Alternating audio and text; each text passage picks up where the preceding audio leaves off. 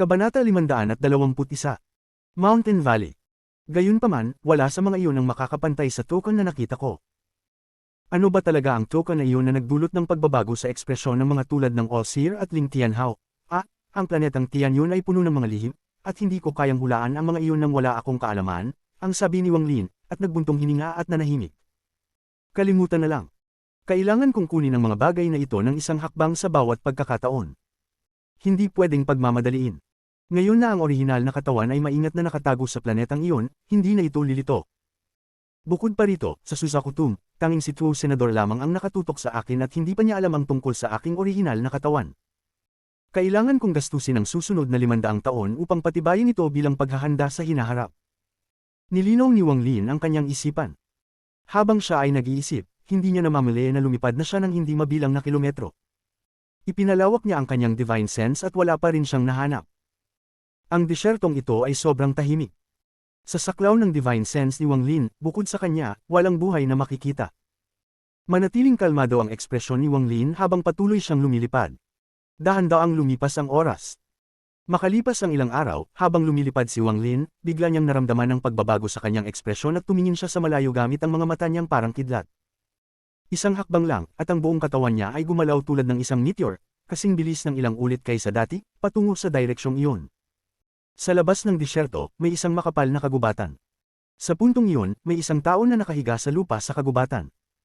Walang damit na tumatakip sa itaas na bahagi ng kanyang katawan, at ang bahaging iyon ay natapalan ng isang berdeng likido. Nakahiga siya roon, hindi gumagalaw. Pati na ang kanyang paghinga ay tila mahina at parang humihinto minsan. Hindi nagtagal, naging kasing tahimik siya nang parang wala na. Halos imposibleng mapansin siya ng isang normal na tao. Hindi nagtagal, narinig ang tunog ng mga yapok mula sa kagubatan.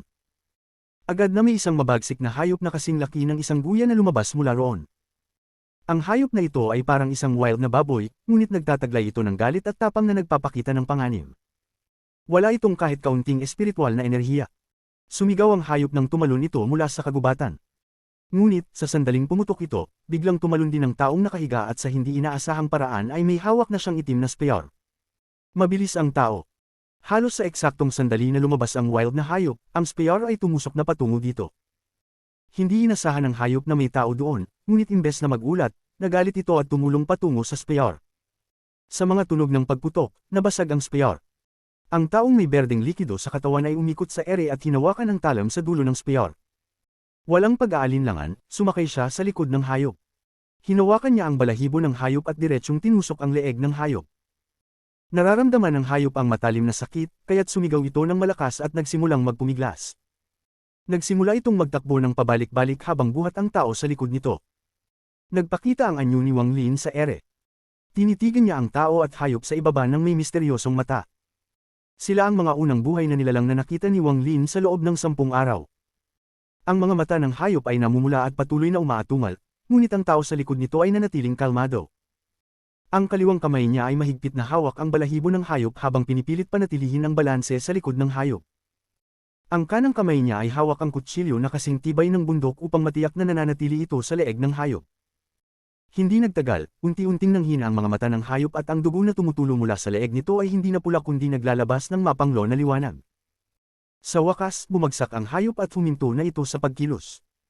Pinigil ng tao sa likod ng hayop ang isang buntong hininga ng pagpapatahimik at hinugot ang kutsilyo. Gayunpaman, ang ekspresyon niya ay biglang nagbago nang tumingin siya sa langit sa likod niya na may kalituhan sa mata. Si Wang Lin ay nagkunot ng noo habang tinititigan ng tao.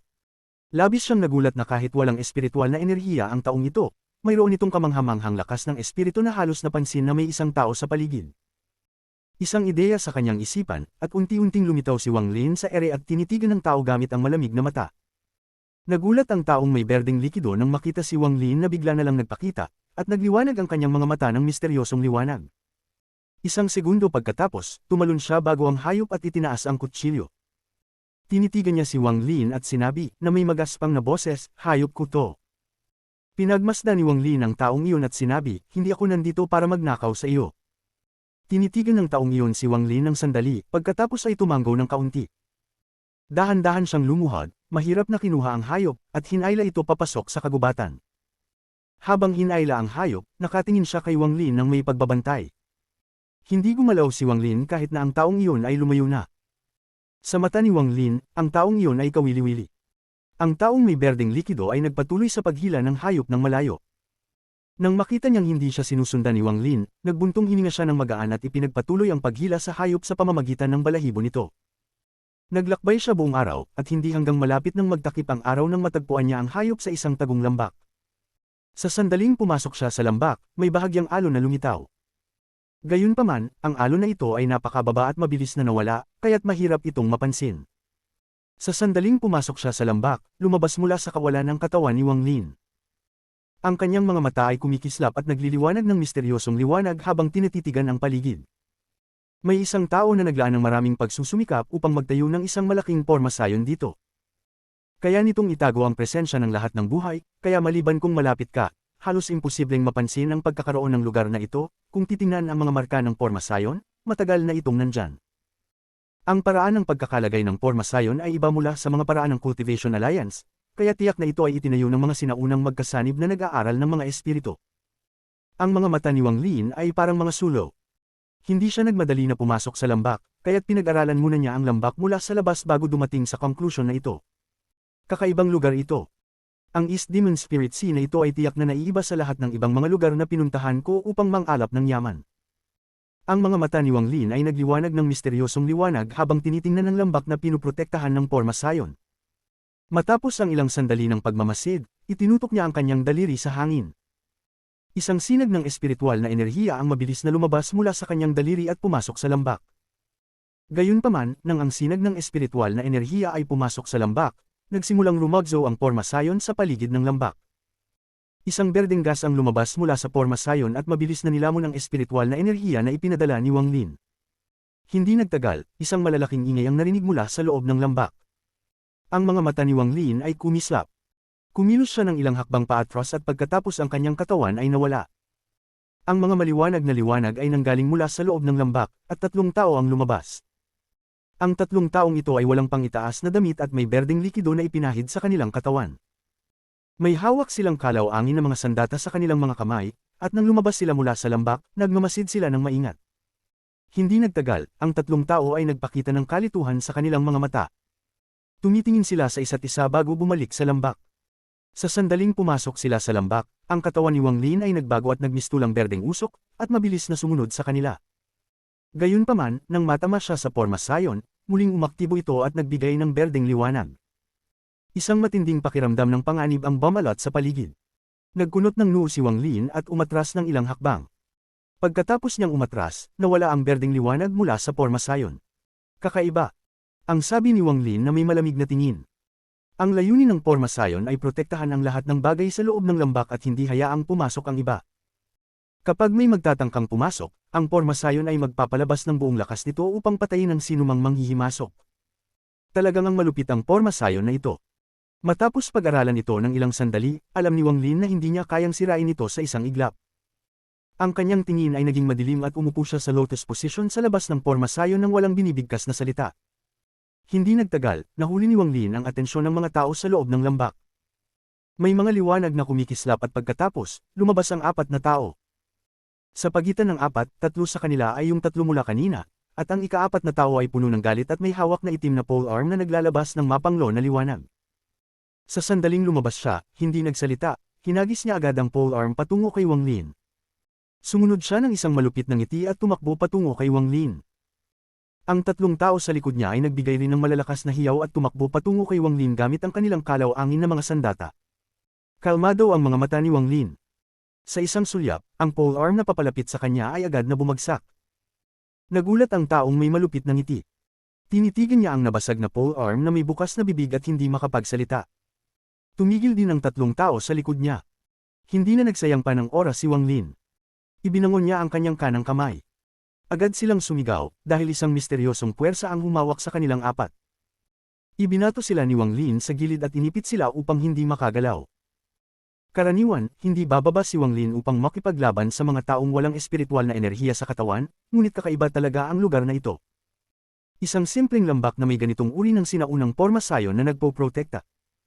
Ang tanging magagawa niya ay maghanap ng mga pahiwatig mula sa mga taong naninirahan sa loob. Matapos madali nilang nakulong ang 4, nanatiling kalmado ang ekspresyon ni Wang Lin at nagpapatuloy na magkultibo. Hindi nagtagal, nagsimula ang ingay mula sa loob ng lambak. Maraming mga liwanag na kumikislap mula sa loob ng lambak, at lumabas ang dalawang tao. Kabanata 522. Matanda sa loob ng lambak. Ang dalawa sa kanila ay walang berdeng likido na kumalat sa kanilang mga katawan, ngunit naglalabas sila ng isang misteryosong aura. Nang lumabas sila mula sa lambak, kumagad sila sa dulo ng kanilang mga dila at samuka ng malalaking agos ng dugo. Hindi ang dugo ay tinutok kay Wang Lin kundi sa lupa sa labas ng lambak. Pagkatapos gawin ito, nagsimula silang tumakbo pabalik sa loob ng lambak. Si Wang Lin ay kalmado habang tinatanggap ang dalawa at itinapon sila sa gilid. Pagkatapos, tiningnan niya ang lupa na tinakpan ng kanilang dugo at nakita ang isang mist ng dugo na dahan-daang lumitaw. Sa simula ay mahina, ngunit mabilis itong naging makapal at mabilis na kumalat sa paligid ng lambak. Si Wang Lin ay nakaupo pa rin doon sa lotus position habang tahimik na tinitingnan ng lambak nang hindi gumagamit ng anuman sa mga spell. Nang umabot ang mist ng dugo sa pinakamataas na antas, isang malakas na pag-ungol ang narinig mula sa loob ng lambak. Isang itim na figure ang lumabas mula sa lambak at pumasok sa mist ng dugo. Ang figure na ito ay nagbigay ng kakaibang pakiramdam. Ibalik mo ang mga kasapi ng aking tribo at umalis ka sa teritoryo ng aming tribo. Kung hindi, mamatay ka. Isang malamig na tinig ang nagmula sa itim na figure sa loob ng mist ng dugo. Ang ekspresyon ni Wang Lin ay nanatiling normal nang magbuga siya ng malamig na hininga. Tumayo siya at humakbang pasulong. Sa isang hakbang na iyon, ang mga alon ng enerhiya ay lumitaw sa paligid niya. Ang mga alon ay nag-vibrate ng malakas habang kumakalat at tumakbo si Wang Lin. Sa isang hakbang, ang mga alon ay tumakbo pasulong ng matindi at ang mist ng dugo ay nagsimula ng mag-sizzle tulad ng mainit na tubig na ibinuhos sa yelo. Pagkatapos, ang mist ng dugo ay nagsimulang maglaho sa isang napakabilis na bilis. Ang buong sequence na ito ay hindi tumagal ng higit sa 3 hinga. Pagkatapos ng 3 hinga, ang mist ng dugo ay ganap nang nawala. Ang tanging natira ay ang isang tao na nakasuot ng itim na balabal at nakatingin kay Wang Lin na may gulat na ekspresyon habang papalapit si Wang Lin. Tinutukoy na niyang umatras nang biglang inabot ni Wang Lin at ang kanyang katawan ay lumutang papunta sa kalooban ng kanyang kalooban at damapo sa harapan ni Wang Lin. Si Wang Lin ay malamig na tiningnan ng taong ito at inabot ng kanyang kanang kamay. Itinapon niya ang taong ito sa gilid at inipit kasama ang iba pang 6. Pagkatapos gawin ito, pinag-aralan ni Wang Lin ang formation ng kaunti bago umupo at nagsimulang mag-isip ng tahimik. Ang malakas na ugong na nagmula sa loob ng lambak ay nagdulot sa lahat sa loob ng lambak upang maging tahimik. Ang katahimikang ito ay tumagal ng 3 araw. Sa 3 araw na iyon, nakaupo si Wang Lin nang hindi gumagalaw, at ang loob ng lambak ay hindi nagbigay ng anuman na tunog. Sa umaga ng ika-4 na araw, nagsimula ang pag-ugong ng formation sa paligid ng lambak at isang matandang lalaki na may itim na tungkod ay mabagal na lumabas mula sa lambak. Sa likod niya ay sumusunod ang mahigit sa 10 walang pang-itaas na mga tao. Bagamat lahat sila ay mukhang matamlay at may sakit, ang kanilang mga mata ay puno ng karunungan. Ang matandang lalaking may puting buhok ay tila sobrang mahina. Lumabas siya mula sa lambak at mahinang sinabi, "Dayuhang magtatanim, ilang araw ka nang nandyan. Kami ay nagkamali kanina at umaasa ako na kami ipatawarin mo." Ang matandang ito ay tinatawag na Uyang Hua, at ako ang pinuno ng lambak na ito. Paano kung ibalik mo ang mga kasapi ng aking tribo at magkakaroon tayo ng mahabang usapan? Mula pa noong unang naaalala ko, ako na ay naninirahan dito. Wala akong ideya kung gaano nakatagal. Si Uyang Hua ay nakaupo sa labas ng lambak. Sa harap niya ay isang mesa at may ilang prutas. Si Wang Lin ay nakaupo sa lotus position sa kabila ng matandang lalaki, ang ekspresyon niya ay kalmado. Ang ilang mga taong nabilanggo ay pinalaya na at bumalik sa lambak. Ang boses ni Uyang Hua ay walang pakialam nang sinabi niya, "Hindi ko alam kung gaano kalaki ang lugar na ito, ngunit alam ko na may isang napakalaking lungsod na 15 milyong kilometro mula dito. Ang lugar na iyon ay ang Ancient Demon City. Dito ako nagsimulang mag-aral at doon ko nakuha ang aking mahabang buhay. Dayuhang magtatanim, hindi ko alam kung ano ang hinahanap mo, ngunit tiyak na hindi ito kayang ibigay ng maliit na tribo ko." Ang tingin ni Wang Lin ay kalmado habang mabanggit niya ng dahan-dahan, "Alam mo ba kung saan ako nanggaling? Nang lumitaw ka sa labas ng lambak, alam ko agad na hindi ka taga-lupa na ito. Dapat sabihin na ikaw at ang iyong mga kasama ay dumarating tuwing 5,000 taon, at sa bawat pagdating ninyo, nagdadala kayo ng walang katapusang pagdanak ng dugo. Kaya hindi ko kayo tinanggap." Uyang Hua ay malumanay na nagbuntong hininga. Ang ekspresyon ni Wang Lin ay kalmado nang magtanong siya, "May balita ka ba tungkol sa ibang mga banyaga?" Si Uyang Hua ay nagpasya agad, "Wala pa sa ngayon, at umaasa ako na wala nang darating. Dayuhang magtatanim, wala ka ng kailangan dito." Nasabi ko na ang mga bagay na kailangang sabihin ko, kaya dapat kang umalis. Maaari kang pumunta sa Ancient Demon City. Makakakita ka ng isang bagay doon. Tanong ni Wang Lin ng kalmado, ano itong bagay na patuloy mong sinasabi na kailangan ko? Ano ba ito? Ang mukha ni Uyang Hua ay nagbago at tumayo siya, tinitigan si Wang Lin at sinabi, dayuhang magtatanim, nasabi ko na ang mga bagay na kailangan ko. Bagamat may ilang kakayahan ka, kung hindi dahil ayokong makipag-away sa iyo, tiyak na hindi kita pababayaan sa paghuli sa mga kasapi ng aking tribu. Dayuhan, huwag magkamali. Kung hindi ka umalis sa loob ng 3 hinga, huwag mong sisihin ako na magiging malupit ako. Ang mga mata ni Wang Lin ay naging malamig habang nakatingin siya sa matanda. Inangat niya ang kanyang kamay sa hangin at isang berdeng liwanag ang nagtipon sa kanyang kamay. Ang berdeng liwanag na ito ay kumislap ng matindi, at sa isang turo ng kanyang daliri, tumilapon ito patungo sa lambak. Ang formation sa paligid ng lambak ay kusang nag-activate, at nang dumating ang berdeng liwanag, isang malakas na ugong ang narinig. Si Wang Lin ay malupit na umungol habang tinama ang kanyang bag ng pag-iimbak at lumitaw ang bandila ng restriction. Iwinasiwas niya ang bandila at ang 999 na restriction ay lumipad palabas at tinakpan ang lugar ng itim na fog. Ang anyo ni Wang Lin sa loob ng itim na fog ay nagbigay sa kanya ng hitsura ng isang general na demonyo. Ang kanyang malamig na mga mata ay nagbigay ng walang katapusang presyon. Basagin ang formation. Ang tinig ni Wang Lin ay tila umabot sa buong disyertong lugar. Sa isang salita, ang gas ng restriction sa paligid ay sumabog at patuloy na umatake sa formation sa labas ng lambak. Ang ekspresyon ni Uyang Hua ay malaki ang pagbabago at naging sobrang dilim habang tinitingnan niya si Wang Lin. Nagtawanan siya, pagkatapos ang kanyang katawan ay kumislap at hindi ka panipaniwala na nagkulap sa mga piraso ng liwanag. Malupit na tiningnan ni Wang Lin si Uyang Hua.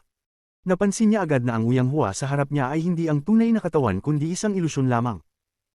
Kung hindi dahil sa ilang araw ng pag-aaral sa formation at pagkakaroon ng sapat na pag-unawa upang halos masira ito, hindi niya kayang ibalik ang mga kasapi ng tribo ng ganun-ganun lang. Ang kanyang kanang kamay ay gumawa ng seal at itinutok sa formation habang mahinang sinabi, sumabog. Isang serye ng mga ugong ang umalingaw sa buong lambak. Ang formation ay nagsimulang mag-tremble ng malakas na parang may mga dragon na umaalboroto sa loob nito at nagsimulang maglabas ng maliwanag, berdeng liwanag. Kasabay nito, ang matandang boses ni Uyang Hua ay narinig mula sa loob ng lambak. Dayuhan, binibigyan kita ng 3 hinga upang umalis. Kung hindi, aking i-activate ang attack formation. Sa oras na iyon, siguradong mamamatay ka. Samuka si Wang Lin ng salita, magtipon. Sa isang salita, ang gas ng restriction sa paligid ay agad na nagsimulang kumilos at sumabog, lumikha ng isang malakas na shockwave na tumama sa formation. Ang formation ay muling nag-shake ng malakas. Ang boses ni Uyang Hua ay biglang naputol at nagbubunganga siya ng galit na pag-ungol. Ang buong lambak ay biglang naglabas ng isang maliwanag na flash ng berdeng liwanag. Sa isang kisap mata, ang berdeng liwanag ay naging napakabigat. Ang mga alon ng berde ay nagsimulang magpakita mula sa mga bangin, lupa, at mga damo sa paligid ng lambak. Sa sandaling lumitaw ang mga alon na ito, sila ay hinatak ng misteryosong puwersa na nilikha ng berdeng liwanag sa loob ng lambak. Sa puntong ito, ang berdeng liwanag sa lambak ay nagsimulang kumilos sa isang misteryosong paraan. Nagsimulang magkalat ito na parang berdeng apoy, at sa isang iglap, bumuo ito ng isang dambuhalang berdeng ilusyon. Ang ilusyon na ito ay may hugis ng tao ngunit may taas na ilang talampakan. Ang anyo lamang nito ang makikita, ngunit hindi ang mga tiyak na detalye. Ang figure ay puno ng berdeng liwanag. Sa sandaling lumitaw ang ilusyon, agad na narinig ang tinig ni Uyang Hua mula sa loob ng lambak. Dayuhan, ikaw ang nagdala ng lahat ng ito sa iyong sarili. Green Illusion, patayin siya at dalhin ang kanyang kaluluwa bilang sakripisyo para sa Demonic Knight ngayon. Kasabay ng sinabi niya, isang hindi pang taong pag-ungol ang dumating mula sa ilusyon. Ang pag-ungol na ito ay hindi malakas, ngunit nagdulot ito ng pagbabago ng kulay sa langit at ang lupa ay agad na nag-shake. Bagamat sandali lamang, nagdulot ito ng pagkipot ng mga mata ni Wang Lin. Nagpakita siya ng isang ngisi habang ang kanyang kanang kamay ay gumawa ng seal at sumigaw, Restriction Lance. Inabot ni Wang Lin ang kanyang kanang kamay at ang mga piraso ng itim na fog ng restriction ay gumagalaw na parang mga dragon. Kung titingnan mula sa taas, makikita ang itim na fog ng restriction na bumabalot sa buong kalangitan. Kasama ng mga sigaw na nagmumula sa loob ng fog, parang ang demonyong hukbo mula sa impyerno ay malapit ng bumaba. Ang nakapaligid na itim na gas ay nagbigay ng nakakabasag tainga na ungol habang mabilis itong nagtipon sa braso ni Wang Lin. Sa wakas, isang lance na 30 talampakan ang haba at kasing taba ng kanyang braso ay lumitaw sa kanyang kamay. May mga itim na kidlat na gumagalaw sa paligid ng lance at may kulob mula sa loob nito, na ginagawa itong mas nakakatakot. May isang maltong liwanag sa dulo ng lance. Sa ilalim ng araw sa tanghali, ito ay lalong kapansin-pansin. Halos sabay na matapos magsalita si Uyang Hua, inihagis ni Wang Lin ang lance, at tumama ito tulad ng isang ray ng itim na kidlat patungo sa berdeng ilusyon. Ang kidlat ay pumutok sa langit na parang isang agos mula sa ilalim ng mundo at dumaan sa kalawakan na parang ito ay kalooban ng Diyos. Napakabigat nito na kayang sirain ang langit at pagwasak ng lupa. Habang binabagtas ang kalawakan, tila nakahatak ito ng kulog mula sa matataas na kalangitan, na lumikha ng serye ng malalakas na tunog na umuugong sa buong lugar. Kabanata 523. Pagsira sa Formation. Ang lance ay tumama sa barrier ng tunog at tumilapon tulad ng kidlat patungo sa berdeng ilusyon, naglalabas ng isang malakas na ugong habang bumabaybay. Ang berdeng ilusyon ay may hugis tao, ngunit walang detalye sa mukha nito, tanging malabong outline lamang. Biglang lumitaw ang isang misteryosong liwanag sa mga mata ng ilusyonaryong figure.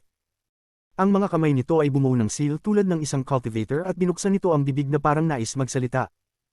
Isang malaking halaga ng berdeng liwanag ang biglang lumitaw mula sa mga damo at mga bulaklak na bumabalot sa lugar. Sa halos isang iglap, ang lahat ng makikita ng mata ay natakpan ng maliwanag na liwanag na ito. Lahat ng ito ay nangyari sa isang napakaikling panahon.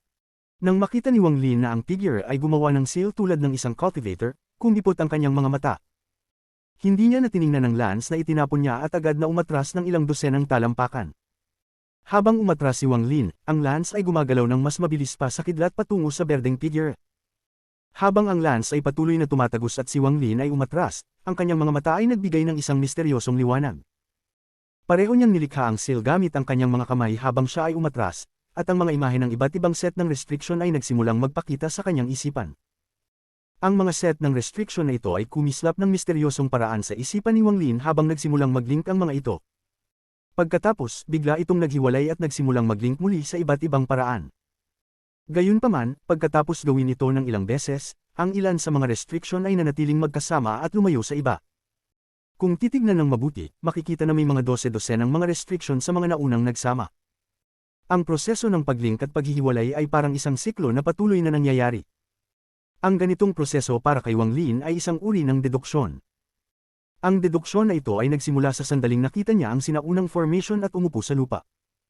Ang pinag-aralan ni Wang Lin ay hindi mga normal na restriction, kundi ang mga sinaunang restriction mula sa Land of the Ancient God. Ang mga teknikong ito ay sobrang luma, at kahit ang mga sinaunang cultivator ay natutunan lamang kung paano gamitin ang mga ito at hindi nila ito nilikha. Pan-57 na. Kailangan pang magpatuloy. Kumipot ang mga mata ni Wang Lin. Ang lance ng restriction ay patuloy na tumatagos patungo sa berdeng figure. Nang umatras si Wang Lin ng ilang dosenang talampakan, ang lance ay nasa isang talampakan na lamang mula sa berdeng figure. Ang bilis nito ay sobrang mabilis, kaya't ito ay pumutok sa barrier ng tunog. Ang hangin na nilikha nito ay gumalaw ng mas mabilis pa sa lance at tumama sa berdeng figure. Sa sandaling iyon, ang berdeng figure ay bumagsak sa ilalim ng hangin. Gayunpaman, sa sandaling bumagsak ito, ang kristal na berdeng mga ilaw sa lugar ng mga mata nito ay biglang kumupas. Ngunit agad itong muling kumislap ng maliwanag. Sa sandaling iyon, ang mga berdeng ilaw na libu-libong kilometro ang layo mula sa lambak ay lahat kumislap ng maliwanag. Mga sinag ng berdeng liwanag ang lumabas mula sa mga lumulutang na mga piraso ng berdeng liwanag. Ang mga sinag na ipinadala ng mga walang katapusang lumulutang na piraso ng berdeng liwanag ay magkasalubong at mag-ugnay.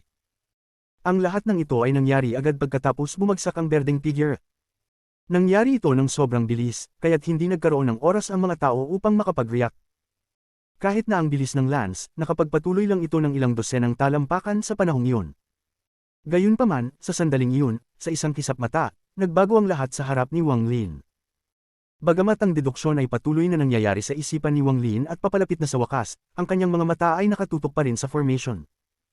Sa sandaling ito, nakita ni Wang Lin na ang lugar na may 10,000 talampakan paligid ng formation ay napapaligiran ng hindi mabilang na mga layer ng berdeng liwanag. Ang buong lugar na 10,000 talampakan sa paligid ng lambak ay naging isang dambuhalang, berdeng kulungan. Si Wang Lin ay nahulog sa loob ng kulungang ito. May mga hindi mabilang na berdeng kislap sa loob ng kulungan, at imposibleng malaman kung ilan sa mga ito ang kumislap ng sabay-sabay.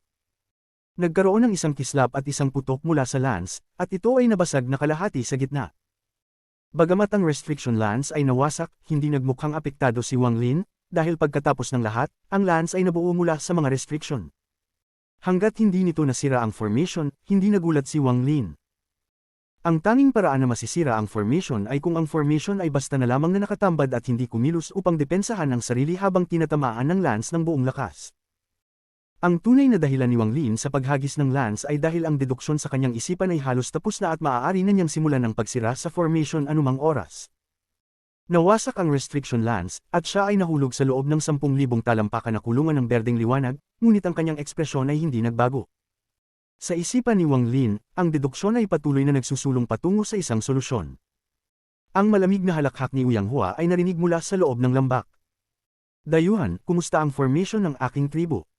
Hindi pa huli upang umalis ngayon.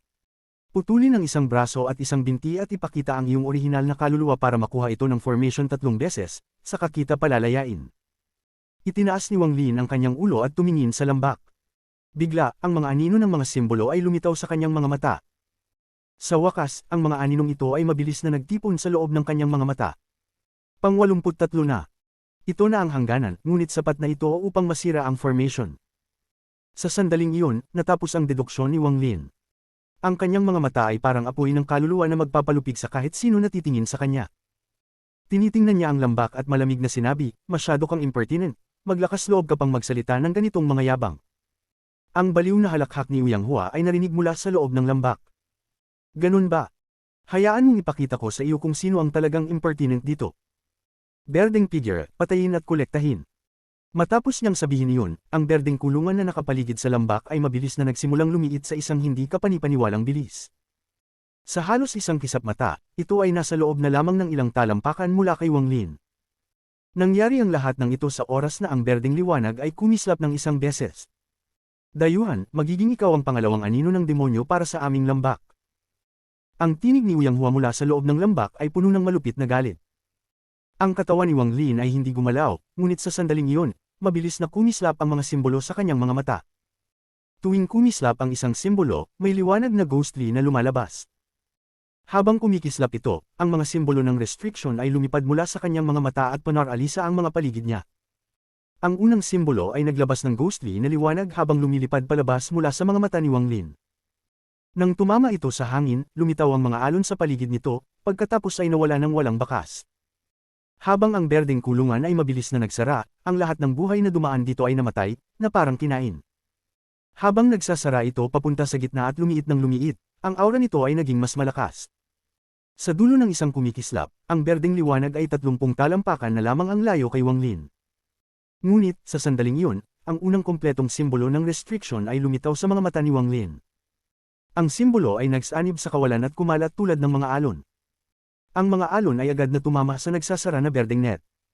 Wala itong kalabog na tunog, ngunit may mga sizzling sounds na mula sa net, at ang bilis ng pagsasara nito ay tumigil saglit. Muling kumislap ang mga mata ni Wang Lin at lumitaw ang 10 kompletong simbolo ng restriction. Pagkatapos ay lahat ng ito ay naglaho sa kawalan at nagsimulang kumalat ang mga alon. Ang sizzling na tunog mula sa berdeng kulungan na tumigil saglit ay naging mas malakas. Sa pagkakataong ito, ang mga linya na parang mga bitik ay dahan-daang kumalat sa kulungan, na nagiging isang serye ng tunog ng pagbiyak. 30 restriction symbol sets. Kumislap muli ang mga mata ni Wang Lin, at sa pagkakataong ito, 30 restriction symbols ang lumitaw bago mabilis na nagsanib sa kawalan. Ang berdeng kulungan na nasa 30 talampakan mula kay Wang Lin ay agad na bumagsak. Ito ay naging hindi mabilang na piraso ng liwanag na parang isang kalanggitang puno ng mga bituin. Ito ay mukhang napaka-misteryoso. Ang ekspresyon ni Wang Lin ay normal habang tinitingnan niya ang lambak. Kasabay nito, ang mga kakaibang set ng simbolo ay patuloy na kumikislap sa kanyang mga mata. Ngayon, higit sa 40 kumpletong restriction symbols ang lumitaw isa-isa. Ipinatong ni Wang Lin ang kanyang daliri at tiningnan ng malamig ang lambak. Lahat ng mga set ng restriction symbols ay kumilos at tumungo sa lambak. Ang mga kumpletong restriction symbols na ito ay nagsanib sa kawalan isa-isa at nagbago ng mga alon. Sa kabuuan, mayroong 83 restriction symbols mula sa simula hanggang katapusan. Ito ay isang set ng restriction symbols na nilikha ni Wang Lin upang sirain ang formation na ito. Isang malaking halaga ng berdeng liwanag ang biglang lumitaw sa paligid ng lambak, at mas maraming berdeng liwanag ang lumitaw sa loob nito. Ngunit, sa sandaling lumitaw ang berdeng liwanag na ito, ang mga hindi mabilang na restriction symbols ay kumislap sa paligid nito. Sa bawat kumikislap, ang berdeng liwanag ay kumupas hanggang sa tuluyan nitong mawala. Ang mga mata ni Wang Lin ay parang kidlat habang itinaas ang kanyang paa at naglakad patungo sa lambak hakbang-hakbang. Sa bawat hakbang na ginawa niya, mas maraming berdeng liwanag ang lumitaw sa loob ng lambak. Ang mga berdeng ilaw na ito ay nagtipon upang bumuo ng isang malaking haligi na nagbuwal patungo kay Wang Lin. Ang ekspresyon ni Wang Lin ay normal, at hindi siya bumagal sa kahit isang hakbang. Ang berdeng haligi ng liwanag ay bumagsak patungo kay Wang Lin, ngunit nang ito ay nasa 10 hakbang na lamang mula sa kanya, isang malaking bilang ng restriction symbols ang biglang lumitaw sa pagitan nito at sa kanya. Ang berdeng haligi ng liwanag ay biglang kumupas at nagsimulang mag-collapse. Habang si Wang Lin, hindi nagbago ang bilis, nagpatuloy siya ng hakbang-hakbang. Habang si Wang Lin ay patuloy na lumalakad, ang berdeng haligi ng liwanag ay mabilis na umatras, at patuloy itong nag-collapse habang umatras. Nang si Wang Lin ay nasa 10 hakbang na lamang mula sa lambak, ang berdeng haligi ng liwanag ay tuluyan ng gumuho. Kasabay nito, ang lambak ay biglang niyugyug. Parang mabilis na nawawala ang protektibong puwersa sa paligid nito. Celestial, maawa ka, maawa ka. Inamin ni Uyang Hua ang pagkakamali. Ang boses ni Uyang Hua ay agad na narinig mula sa loob ng lambak. Kabanata 524. Huang Long. Ang tinig ni Uyang Hua ay nagmamadali at puno ng kapitan. Pagkatapos niyang magsalita, ilang dosenang tao ang lumabas, na si Uyang Hua ang nangunguna. Bagamat may malawak na saklaw ng edad sa mga taong ito, lahat sila ay kalalakihan, at marami sa kanila ang may malaking dami ng berdeng likido na ipinahid sa kanilang mga katawan. Paglabas ni Uyang Hua, tinitigan niya si Wang Lin na nasa 10 hakbang mula sa kanya, at ipinakita ang isang komplikadong ekspresyon sa kanyang mata. Pagkatapos, lihim niyang pinigate ang kanyang dibdib bago yumuko ng magalang kay Wang Lin at nagsabi, gamit ang tinig ng isang taong sumuko, ang matandang si Uyang Hua ay hindi alam na ikaw ay isang Supreme Celestial. Lahat ng nangyari kanina ay aking kasalanan, at handa akong tanggapin ang responsibilidad dito. Ako'y humihiling sa Supreme Celestial na maging mabait at huwag sirain ang Forma Sion, dahil ito ay magbubukas sa amin sa mga demonyong espiritu at kami magiging pagkain nila. Ang mga dosenang tao sa likod ni Uyang Hua ay tinitigan si Wang Lin nang may takot sa kanilang mga mata. Tinitigan ni Wang Lin ang lahat bago iniangat ang kanyang kamay at bumuo ng isang seal. Itinutok niya ang kanyang daliri sa hangin at agad na lumitaw ang walang bilang na mga alon na nagpakita doon bago unti-unting nawala. Nang mawala ang mga alon, agad na nagsimulang mag-recover ang Forma Sion. Ang pag-alis ng protektibong puwersa ay bumagal hanggang sa tuluyan nitong tumigil. Si Uyang Hua ay huminga ng maluwag sa ginhawa. Ang kanyang titig kay Wang Lin ay ngayon ay naglalaman ng isang pahiwatig ng respeto at isang komplikadong pakiramdam. Mabilis na sinabi ni Uyang Hua, Supreme Celestial, lumalalim na ang oras at malapit nang dumating ang gabi ng mga demonyong espiritu, kaya't pinakamainam na pumasok tayo at mag-usap. Pagkatapos, kinagat niya ang dulo ng kanyang kanang daliri upang magpiga ng isang patak ng dugo at ipinutok ito sa isang pader sa kanan. Sa isang iglap, ang bundok ay nagsimulang umugal na parang isang higanti na nagising. Habang ang ugong ay lumakas, ang gilid ng bangin ay nagsimulang magbago ng anyo tulad ng isang painting hanggang sa maghiwalay ito na parang pinutol ng mga gunting. Isang tuwid na tunnel na diretsyo papunta sa lambak ay dumaan sa grupo ni Uyang Hua at tumigil mismo sa harap ni Wang Lin. Magalang na sinabi ni Uyang Hua, dito po, Supreme Celestial. Hindi nagsalita si Wang Lin at talagang wala siyang masyadong salita sa ngayon dahil marami siyang katanungan na nais sagutin. Inangat niya ang kanyang paa at lumakad pasulong. Sa loob ng lambak, ang pakiramdam ay kahit sa pinakamadilim na gabi, may pag-asa pa rin. Ang lugar na ito ay mukhang isang tirahan ng mga nag-aaral ng cultivation. Gayunpaman, marami lamang silang mga bahay ngunit wala ang mga cultivators, jade, o mga magic treasures. Ang kapaligiran sa loob ng lambak ay puno ng mga halaman at lantian. Bagamat ang araw ay papalubog na, ang buong lugar ay patuloy na lantian. Ang mata ni Wang Lin ay tumingin sa mga bahay at nakita niyang may mga tao na nagtatago sa loob. Halos bawat bahay ay may mga tao na nagtatago sa loob, at sila ay mga kababaihan at mga bata. Hindi sila tulad ng mga kalalakihan na walang damit sa itaas kundi ang kanilang mga katawan ay natatakpan. Samantalang ang mga bata, may mga ilan na sumilip sa mga bintana kapag hindi tinitingnan ng kanilang mga ina. Ang kanilang mga mata ay maliwanag, distinct, at puno ng kuryosidad. Nang makita ni Wang Lin ito, biglang tumigil ang kanyang hakbang. Ang lahat ng ito ay masyadong naiiba kumpara sa kanyang nakita noon. Bagamat hindi siya nagmamalasakit sa kabutihan o kasamaan at ginagawa ang lahat ng bagay ayon sa kanyang sariling kagustuhan, hindi niya maiwasang maglabas ng isang buntong hininga ng kahihiyan. Sa kanyang soul transformation cultivation, gumugol siya ng maraming pagsusumikap upang sirain ang Forma Sion na iyon. Hindi niya inaasahan na ang lugar na ito ay isang simpleng nayon lamang. Ang lahat ng tao sa paligid ni Uyang Hua ay mga mortal. Tinutok ni Wang Lin ang kanyang divine sense sa lambak.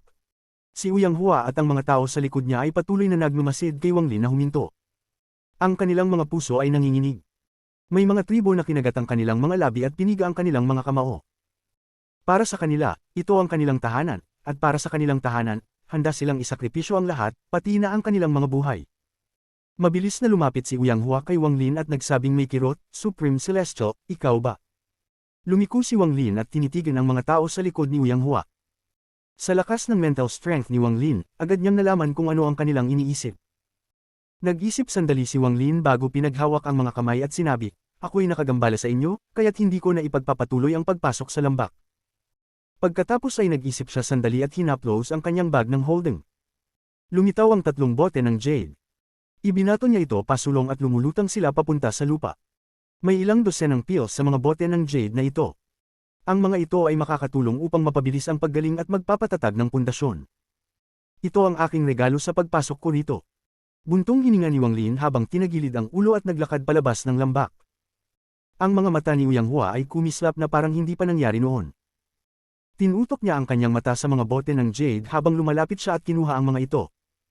Pagkatapos buksan ang isa at amuyin, hindi niya maiwasang magbago ang kanyang ekspresyon, pagkatapos ay inilagay ito sa kanyang bag. Lumiko siya at nagsimulang magsalita sa kanyang tribo sa ibang wika. Lahat sila ay tumanggo at ilan pa nga ang ngumiti kay Wang Lin ng may mabuting kalooban at patuloy na nagpasalamat sa kanya. Pagkatapos magsalita si Uyang Hua, naghiwa-hiwalay ang mga tao at bumalik sa kanilang mga bahay. Ilang sandali lamang ay narinig ang mga tunog ng kasiyahan mula sa mga bahay. Sa loob ng lambak, tumakbo palabas ang mga bata at naglaro at ang mga kababaihan ay naglakad palabas. Sa loob ng isang iglap, nawala ang kawalan ng laman ng lambak at ito ay napuno ng buhay. Supreme Celestial, hintayin, hintayin. Sabi ni Uyang Hua habang nagmamadali papunta kay Wang Lin. Ang kanyang ekspresyon ay lubos na tapat. Hindi nagsalita si Wang Lin at patuloy na naglakad palabas ng lambak.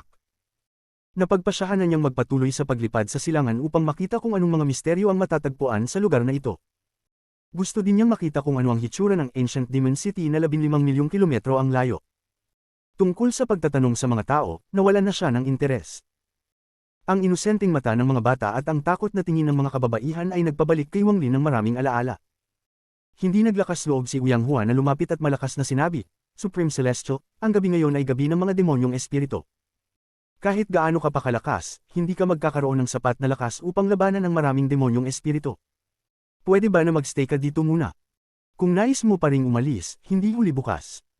Ito na ang ikalawang pagkakataon na narinig ni Wang Lin ang mga salitang, gabi ng mga espiritu ng demonyo, mula kay Uyang Hua.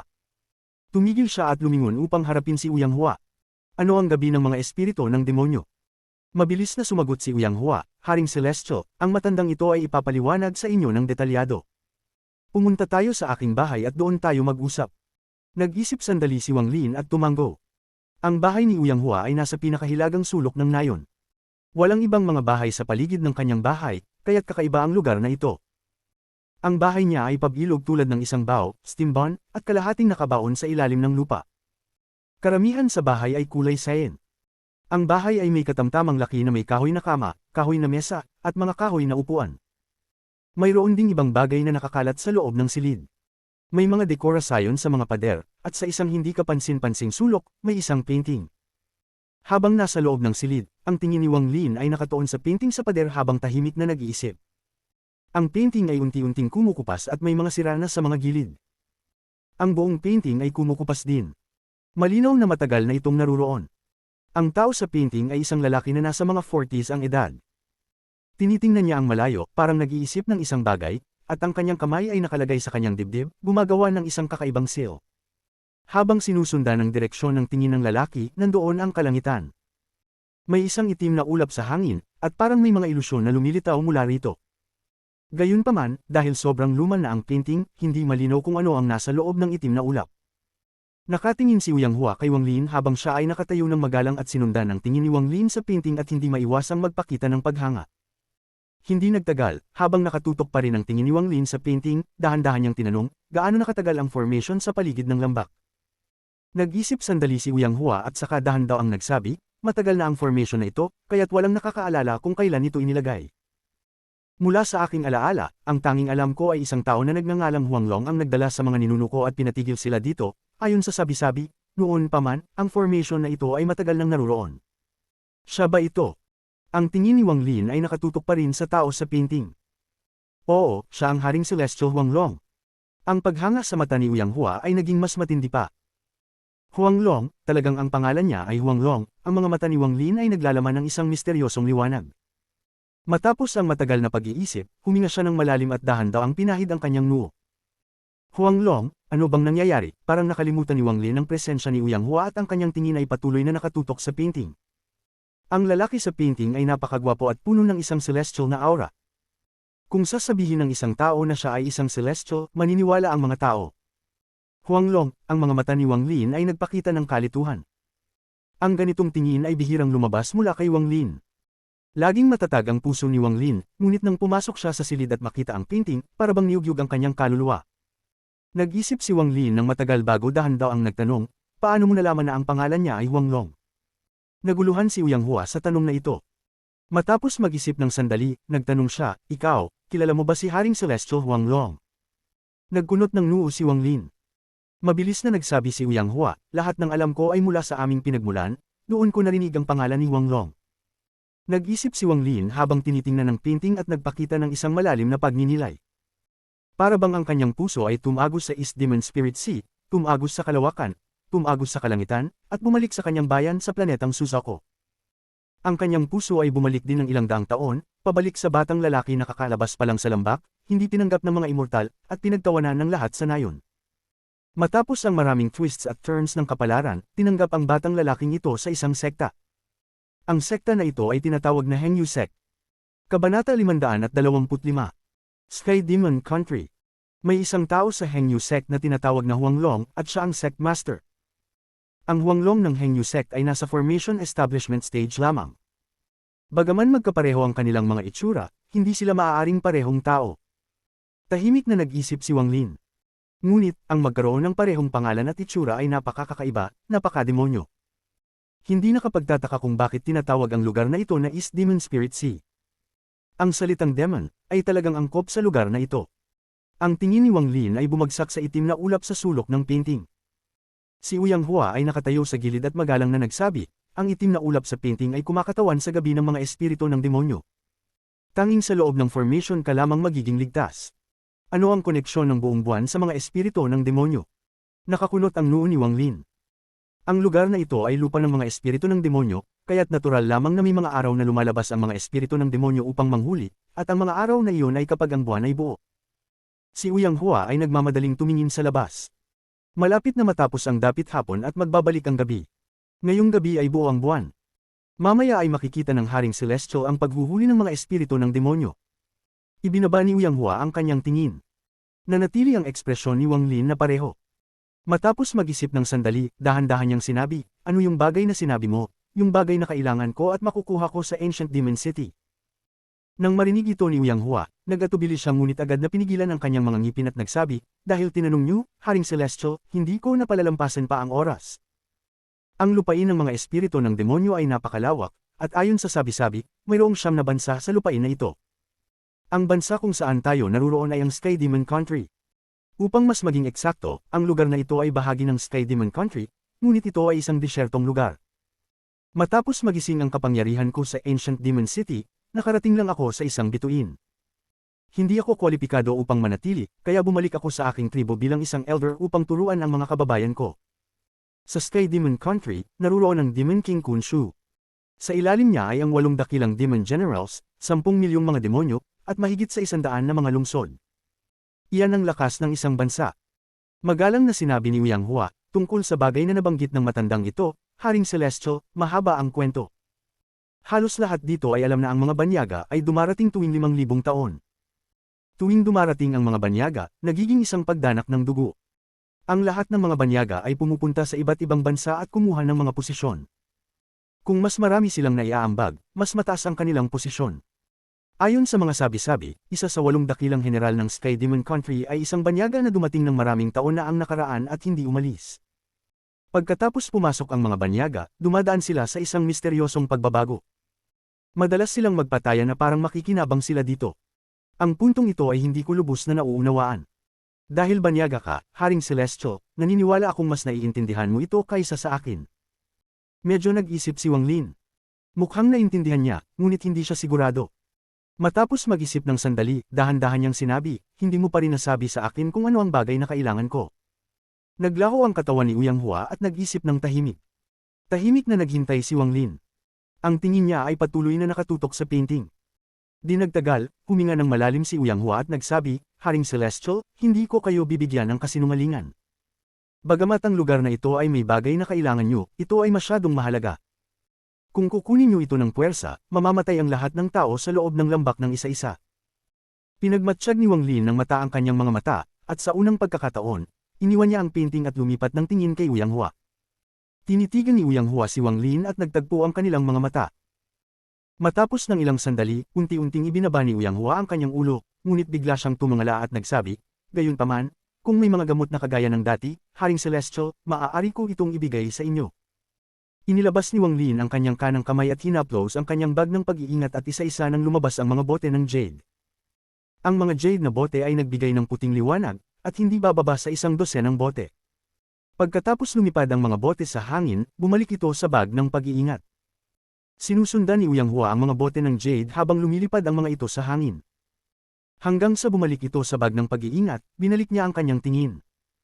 Matapos lumunok ng malalim, huminga siya ng malalim at nagsabi, ang mga gamot na dinadala ng mga banyaga ay palaging mahalagang mga yaman dito dahil wala kaming materyales upang magpino ng mga gamot. Sumunod kayo sa akin, Haring Celestial, dadalhin ko kayo sa lugar ng bagay na kailangan ninyo. Tiningnan ni Uyang Hua si Wang Lin na parang gumawa siya ng isang napakabigat na desisyon at tinipon ang kanyang mga kamay at nagpasimula. Tahimik na sumunod si Wang Lin sa kanya palabas ng bahay. Bagaman dumilim na, may isang malaking apoy na nagbigay liwanag sa lambak. Ang mga kalalakihan ng lambak ay nakaupo malapit sa naglalagablab na apoy at paminsang tumatawa ng malakas. Ang mga kababaihan naman ay nakaupo malapit sa kanilang mga asawa at may mga bata sa kanilang mga kamay. Nakikinig sila sa mga sinasabi ng kanilang mga asawa at nagpapakita ng mga ngiting may kasiyahan. Ang buong lambak ay puno ng aura ng kapayapaan at kaligtasan. Ang aura na ito ay nagbigay ng isang napakainit na pakiramdam na kumalat sa buong lugar. Nang dumating si Uyang Hua at Wang Lin, biglang nanahimik ang lahat sa lambak. Ang mainit na pakiramdam na naramdaman ni Wang Lin ay agad na nawala. Lahat ng mga babae ay humawak sa kanilang mga anak ng mahigpit habang nag-aalala at tinitingnan si Wang Lin. Gayunpaman, hindi lahat ng tao sa lambak ay tinitingnan si Wang Lin ng may pag-iingat. May mga ilan na tinitingnan siya ng may pasasalamat sa kanilang mga mata. Hindi tumigil ang mga hakbang ni Uyang Hua habang dumadaan siya sa apoy at naglalakad patungo sa kailaliman ng lambak. Sumunod si Wang Lin kay Uyang Hua sa isang hakbang na hindi mabilis ni hindi mabagal. Nang dumaan siya sa tabi ng apoy, lahat ng mga tao sa nayon ay nagbigay daan sa kanya. Habang isang babae ay tumatakbo palayo, hindi niya hinawakan ng maayos ang kanyang anak, kaya nahulog ang bata. Nais niyang kunin ang bata, ngunit napalingon siya nang mapansin niyang nandyan na si Wang Lin. Ang bata naman ay tumayo mag-isa. Parang hindi siya nakararamdam ng pangamba mula sa nag-aalala niyang ina at tinitingnan si Wang Lin ng may pagkamangha. Nang dumaan si Wang Lin sa bata, tumigil siya saglit at yumuko upang tingnan siya. Ang batang ito ay mukhang matatag at tapat. Nang tinitingnan siya, hindi maiwasan ni Wang Lin na maalala ang kabataan ni Dan Yu. Napangiti si Wang Lin habang pinapahiran ang ulo ng bata at dumaan. Pagkatapos umalis si Wang Lin, mabilis na tumakbo ang ina ng bata at kinuha siya bago agad na umatras. Mula sa malayo, may narinig na mga tinig ng pagsaway. Hanggang sa matagal nang umalis si Wang Lin, nagbalik ang mainit na pakiramdam sa paligid ng apoy. Mabilis na pinangunahan ni Uyang Hua si Wang Lin sa kailaliman ng lambak. Ang lugar na ito ay may hugis kalabasa at ang pasukan ay nasa lambak. Si Uyang Hua ay nakatayo ngayon sa base ng kalabasa. Wala masyadong puno dito, at maraming kakaibang halaman na tumutubo sa lupa. Ang pag-apak sa lupa ay nagdudulot ng mga tunog at nagbigay ng isang napakabigat na pakiramdam. Haring Celestial, pakitignan. Huminto si Uyang Hua at itinuturo ang harapan. Ipinagkalat ni Wang Lin ang kanyang divine sense at agad niyang ipinakita ang isang kaalaman. Ang tingin niya ay bumagsak sa isang bangin sa kailaliman ng lambak.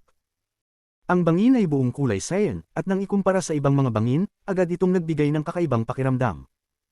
Gayunpaman, hindi ito ang umakit ng atensyon ni Wang Lin. Ang umakit sa kanyang atensyon ay ang puti at kristal na bagay sa gitna ng bangin. Ang kristal ay may hugis ng diamante at nakabitin sa gilid ng bangin. Ang mga mata ni Wang Lin ay nagpakita ng isang malalim na kaisipan. Kanina, nang ipalawak niya ang kanyang divine sense upang eye-sweep ang lugar, wala siyang nakita. Ngunit ngayon, nang magkalapit na siya at nakita ito, napansin niya ang ilang mga pananaw. May mga alon ng celestial spiritual energy na nagmumula sa puting kristal, ngunit nang masusing tiningnan, nagkaroon ng kakaibang ideya si Wang Lin. Ito ay hindi celestial spiritual energy. Ipinakita ni Wang Lin ang isang misteryosong liwanag sa kanyang mga mata habang siya ay lumapit, itinuturo ang kristal, at sinubukang maramdaman ito mula sa malayo. Ang kanyang orihinal na kaluluwa ay lumabas mula sa kanyang daliri upang maramdaman ang enerhiya mula sa puting kristal. Ang kanyang ekspresyon ay biglang nagbago bago siya humugot ng kanyang kanang daliri at nagsimulang mag-isip. Maingat na sinabi ni Yang Hua, Supreme Celestial, ito ang bagay na sinabi ng aming ninuno na kailangan ninyong mga banyaga. Tinatawag ninyo itong crystallized celestial spiritual energy, ngunit tinatawag namin itong demon spirit crystal. Ang papel ng demon spirit crystal ay upang tulungan ang mga tao ng tribo na makabawi mula sa mga sugat. Kaya nga't sinabi ko na kung ibibigay ko ito sa inyo, ang lahat ng miyembro ng tribo ay mamatay isa-isa.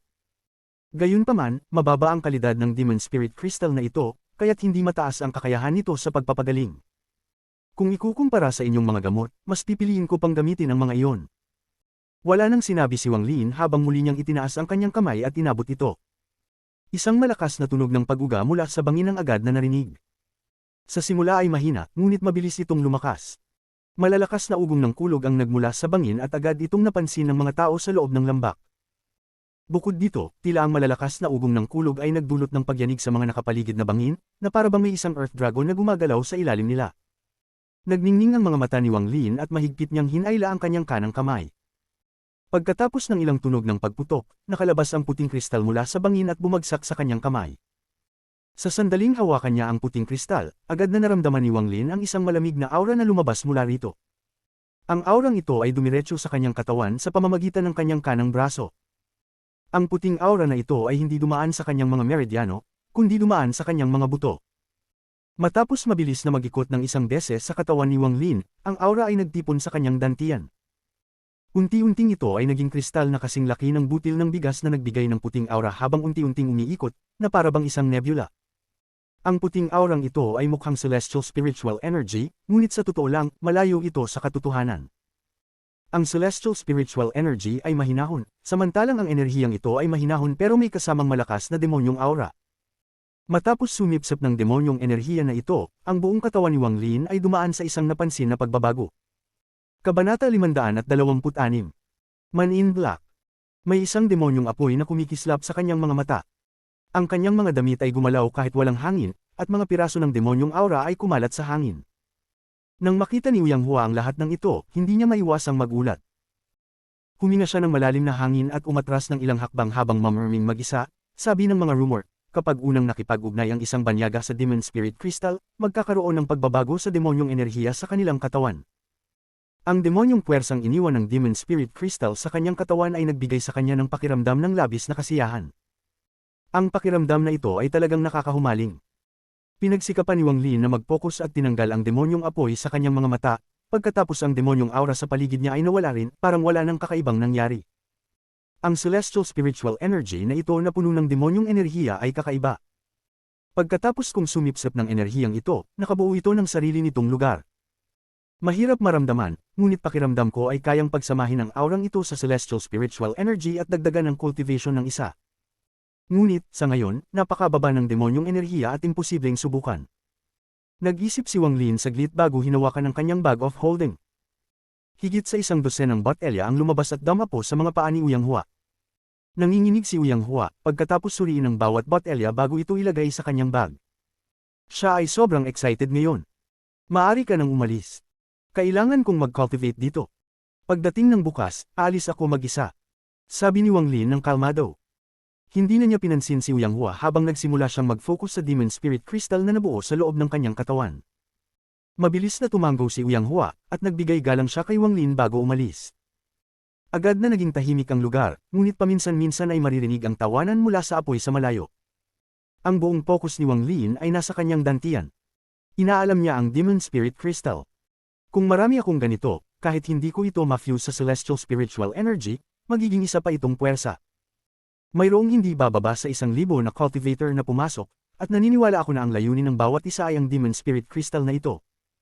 Ang pagpapataya ng mga cultivators ay marahil upang nakawin ang Demon Spirit Crystal sa bawat isa. Hindi ko lang alam kung ano pang epekto mayroon ng Demon Spirit Crystal na ito.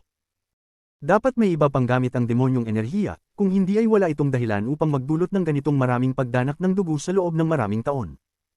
Natatakot akong may mga sikreto pa akong hindi alam na nakatago dito. Tanging kapag nalutas ko ang lahat ng mga misteryong ito, makakagawa ako ng desisyon para sa aking hinaharap na direksyon. 500 taon ay hindi mahirap, ngunit hindi rin maikli. Subalit, kung ang pagsipsip ng mas maraming Demon Spirit Crystals ay makakatulong sa pagpapataas ng aking cultivation, baka hayaan ko na lang ang aking sarili at magtuloy sa isang killing spree tulad noong nasa Sea of Devils. Isang mabilis na kumikislap ng malamlam na liwanag ang lumitaw sa mga mata ni Wang Lin at dila-dilaan niya ang kanyang mga labi. Dahan-daang lumipas ang oras at naging hitin gabi na. Kahit na ang apoy ay patuloy pa rin, karamihan sa mga taga-bukid ay nagbalik na sa kanilang mga tahanan. Tanging ang mga babae at mga bata ang nagpahinga, habang ang lahat ng kalalakihan ay kumuha ng iba't ibang armas at nagtipon sa pintuan ng lambak. Kasama sa kanila si Uyang Hua. Ang mga mata niya ay seryoso at nakatutok sa labas ng lambak. Pagkaraan ng ilang saglit, tiningnan niya ang lugar na hugis kalabasa sa malalim na bahagi ng lambak. Doon nag-uukit si Wang Lin. Sana ay kaya ng formation na ito na labanan ng mga demonyong espiritu. Nais ko sanang magbigay ng tulong ang Supreme Celestial, si Uyang Hua ay nagbuntong hininga. Ang dahilan kung bakit inanyayahan niya si Wang Lin sa lambak maliban sa hindi niya kayang pigilan ito ay dahil sa malubhang pagkahina ng formation. Hindi siya sigurado kung kaya pa nitong magsilbing depensa, kaya't ginawa niya ang lahat ng maaari upang mapanatili si Wang Lin. Pati na rin ang pagbibigay ng Demon Spirit Crystal, na siyang puso ng kanilang tribo. May dahilan si Uyang Hua sa lahat ng ito, at iyon ay kapag ang tribo ay nasa panganib, tutulungan ni Wang Lin sila.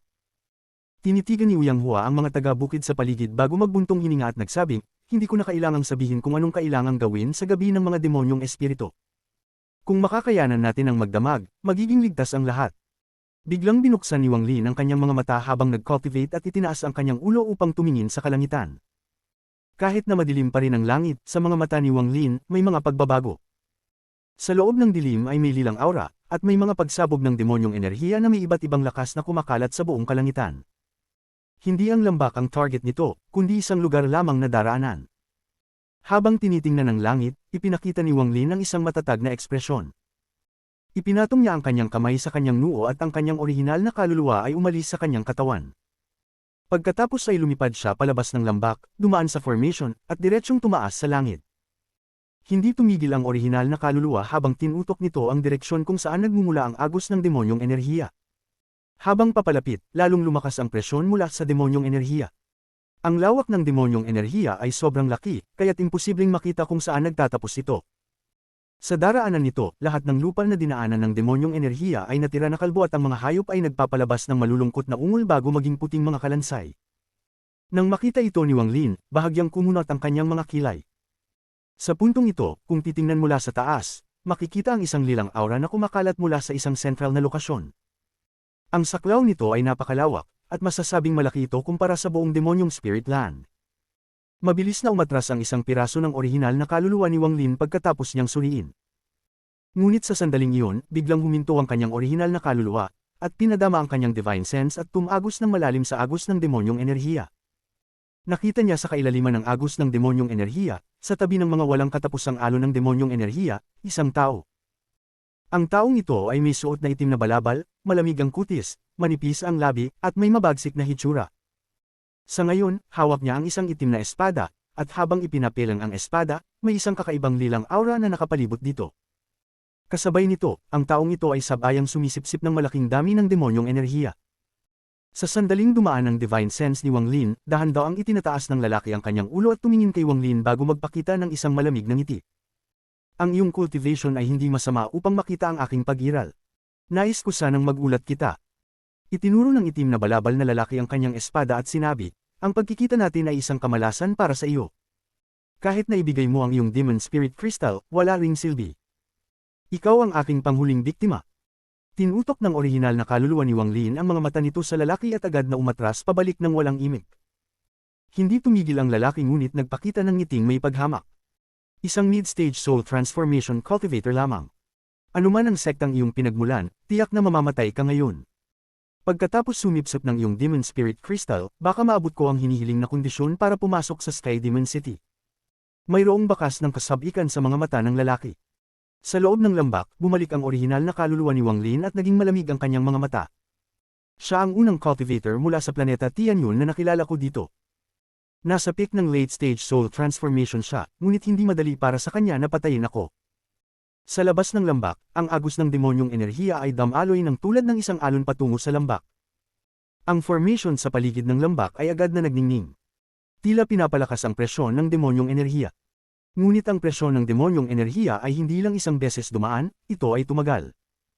Ang ilaw sa paligid ng lambak ay nagsimulang kumurap at nagpakita ng mga palatandaan ng hindi na kayang tiisin ito. Bagamat tahimik pa rin sa loob ng lambak, nararamdaman ang tensyon sa hangin.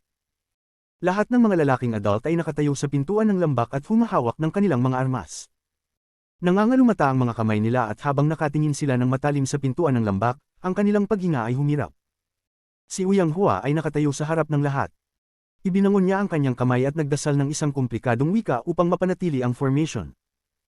Ang gabi ng mga demonyong espiritu ay nangyayari bawat 3 buwan, at dahil sa tagal ng panahon na si Uyang Hua ay narito, karaniwan siyang tiwala sa formation, ngunit ngayon ay labis siyang nag-aalala. Ang formation ay labis na pinahina ni Wang Lin, kaya't hindi niya alam kung kaya pa ba nitong magtaglay ng proteksyon laban sa demonyong espiritu ngayong gabi. Kapag nabasag ang formation, lahat ng buhay sa loob ng lambak ay makakain ng mga demonyong espiritu na nagtatago sa loob ng demonyong enerhiya. Habang ang mga alon ng demonyong enerhiya ay tumama sa formation, tila hindi na ito kayang tiisin, at may mga bitik ng lumitaw dito. Eksaktong sandali, isang malakas na tunog ng rumbling ang narinig. Tiyak na mula ito sa isang tao na sumabog papasok sa formation na nagdulot ng karagdagang mga bitik. Naramdaman ng mga tao sa loob ng lambak ang lakas ng pagsabog. Maraming babae at bata ang nagising mula sa shock. Malayo sa lambak, ang lalaking may itim na balabal ay iniswing ang espada at nagkalat ng dugo sa paligid. Isang ganap na itim na hayop na may isang pangil ang lumitaw at tumagal lamang ng 1 metro. Sa halos hindi pagbibigay pansin nito, naputol agad ito ng itim na lalaki. Pagkatapos patayin ng hayop, huminga ang lalaki at isang strand ng demonyong enerhiya ang lumabas mula sa katawan ng mahiwagang hayop at pumasok sa katawan ng lalaki. Isang nakakahawang pakiramdam ang agad na sumikop sa kanyang katawan. Di halong mabilis, ang kanyang mga mata ay kumislap at tumitig sa lambak sa malayo. Nagpakita siya ng isang malupit na ngiti habang iniswing ang espada at itinapon ito patungo sa lambak. Ang katawan ng itim na balabal na lalaki ay umangat at lumipad papunta sa espada at dumiretso patungo sa lambak. Sa loob ng lambak, tumayo si Wang Lin, kumuha ng isang hakbang, at naging isang ulap ng berdeng usok bago muling lumitaw sa harap ni Uyang Hua at ng iba pa. Ang kanyang paglitaw ay tahimik, na nagdulot ng malalaking pagbabago sa mga ekspresyon ng mga taga-bukid, at hindi nila sinasadyang umatras. Nagpakita si Uyang Hua ng isang masayang ekspresyon at agad na nagsabi, "Supreme Celestial, iligtas mo kami." Eksaktong matapos niyang magsalita, lumipad ang espada mula sa malayo kasama ang malamig na tinig ng lalaki sa itim na balabal. Ang panghuhuli ay magsisimula na. Kabanata 527. Selyo ng lakas ng buhay. Nananatili ang ekspresyon ni Wang Lin, ngunit si Uyang Hua ay nagpakita ng takot at kalungkutan na hindi pa niya ipinakita kailanman. Magsasaksi ako ng laban ng 2 banyaga. Sa sandaling iyon, isang sinag ng enerhiya ng espada ang dumaan, dahilan upang mag-alaw ang formation at maglabasan ng mga malalaking bitik dito. Nagtawanan si Wang Lin at tinapik ang kanyang bag ng pag-iimbak. Isang kislap at ang bandila ng limitasyon ay naging mga hibla ng gas na mabilis na pumasok sa formation at damaloy sa mga bitik. Ang mga bitik sa formation ay agad na nagsimulang magbalik sa isang bilis na kitang-kita ng mata, at sa pagdagdag ng bandila ng limitasyon, ang lakas ng formation ay dumoble. Matapos gawin ang lahat ng ito, si Wang Lin ay umusad ng isang hakbang at bigla na nawala. Nang muling magpakita siya, nandoon siya sa labas ng lambak. Ang lalaking nakasuot ng itim na balabal ay malamig na tinitigan si Wang Lin mula sa 100 talampakan ang layo. May mga hibla ng lila na gas na dumadaan sa kanilang paligid na parang mga multo. Itinutok ni Wang Lin ang kanang kamay sa hangin at biglang sumigaw ang isang demonyong espiritu na hayop at naglaho. Maingat na pinagmasdan ng lalaki ang itsura ni Wang Lin at kumunat ang kanyang noo.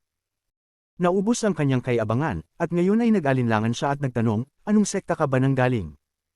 3 hibla ng abo ang gumagalaw sa pagitan ng mga daliri ni Wang Lin at naglabas ng malalakas na tunog. Matindi ang tingin niya sa lalaking nakasuot ng itim at sinabi, "Anong kababawan ito? Kung hindi ka makikipaglaban, umalis ka na." Tumawa ang lalaking nakasuot ng itim sa galit at nagsabi, "Anong mayabang na tao? Kung hindi ko lang naaalala ang iyong mukha at ayokong saktan ang isang kaibigan o kakilala ko, hindi ko na sana kinailangan pang makipag-usap sa iyo. Kung gusto mong mamatay, ipagkakaloob ko ang iyong kahilingan." Hindi na pinansin ni Wang Lin ang tao. Habang nagsasalita ang lalaki, tinapik ni Wang Lin ang kanyang bag ng pag-iimbak at lumabas ang celestial na espada. Pagkatapos, sumulong siya at tinaga ang espada. Isang sinag ng enerhiya ng espada na ilang talampakan ng taas ang tumama at bumagsak sa lalaki na parang kidlat. Kasabay nito, ang kalahating buwan na talim ay sumunod na parang kidlat. Nang makita ng lalaki sa itim na balabal ang enerhiya ng espada, agad siyang umatras at sumigaw, isa ka palang kasamahan mula sa Dalu Sword Sect. Alam mo ang mga patakaran dito. Ibigay mo ang kristal at hindi kita sasaktan. Habang papalapit ang enerhiya ng espada, iniangat ng lalaki ang espada upang harangan ito. Nabangga siya at umatras ng ilang talampakan, ngunit mabilis na sumabog ang enerhiya ng espada. Ngunit nang ang enerhiya ng espada ay sumabog, isang tunog ng pagkabasag ang narinig mula sa espada ng lalaki at nagkaroon ng bitik dito. Nang makita ng lalaki ang basag na espada sa kanyang kamay, ang mga mata niya ay naging matalim. Maglakas loob ka pa at sirain ang aking espada. Ngayon, kahit na ikaw ay miyembro ng Dalu Sword Sect, mamamatay ka. Bumuo siya ng isang senadoryas gamit ang kanyang kamay at lumitaw ang isang itim na apoy sa kanyang palad. Sumigaw ang lalaki, Earth Extinguishing Flame, sunugin siya hanggang mawala. Tinuro niya ang harap at ang itim na apoy ay lumipad patungo kay Wang Lin. Habang nasa ere, ang apoy ay nagkalat sa maraming mas maliliit na apoy at umulan patungo kay Wang Lin. Pagbagsak ng itim na apoy, nagkaroon ng isang kislap ng liwanag na parang multo. Nagdulot ito ng malalaking pagbabago sa mukha ng lalaki at napilitang umatras ng 3 pulgada. Ngunit huli na, bigla niyang nakita ang dugo na lumabas mula sa kanan ng kanyang dibdib at ipinakita ang isang ekspresyon ng hindi pagkakaunawaan habang mabilis siyang umatras at kumuha ng mga gamot at nilunok ito. Ang kalahating buwan na talim ay lumitaw sa tabi ng celestial na espada na parang kidlat. May dugo pang natira sa talim. Pumikit si Wang Lin, ang lakas ng kalaban sa harap niya ay talagang malakas. Hindi may kakaila na ang kalahating buwan na talim ay napakabilis, at kahit si Wang Lin ay mahihirapan din na makaiwas dito kung hindi siya handa. Ngunit ang taong ito ay nakapag-iiwas ng 3 pulgada sa pinakamahalagang sandali upang makaiwas sa kamatayan. Ibig sabihin, mas malakas ang kanyang divine sense kaysa kay Wang Lin at nakikita nito ang paggalaw ng kalahating buwan na talim. Nagpakita ng konting intensyon ng pagpatay ang mga mata ni Wang Lin. Dahil ang kalaban ay malakas, dapat niyang patayin ito ngayon. Kung hayaan niya itong makaalis, makapag-recover, at matutunan ang mga atake ni Wang Lin, kapag bumalik ito, hindi na siya makakalaban. Samantalang ang kalaban ay nasaktan ng isang surprise mula sa kalahating buwan na talim, dumaan si Wang Lin. Hindi niya pinansin ang mga apoy sa langit habang mabilis siyang tumakbo na parang kidlat at itinulak ang hinlalaki sa hangin. Finger of Death. Pinindot ng lalaki sa itim na balabal ang kanyang kamay sa kanyang dibdib at agad bumaling ang sugat.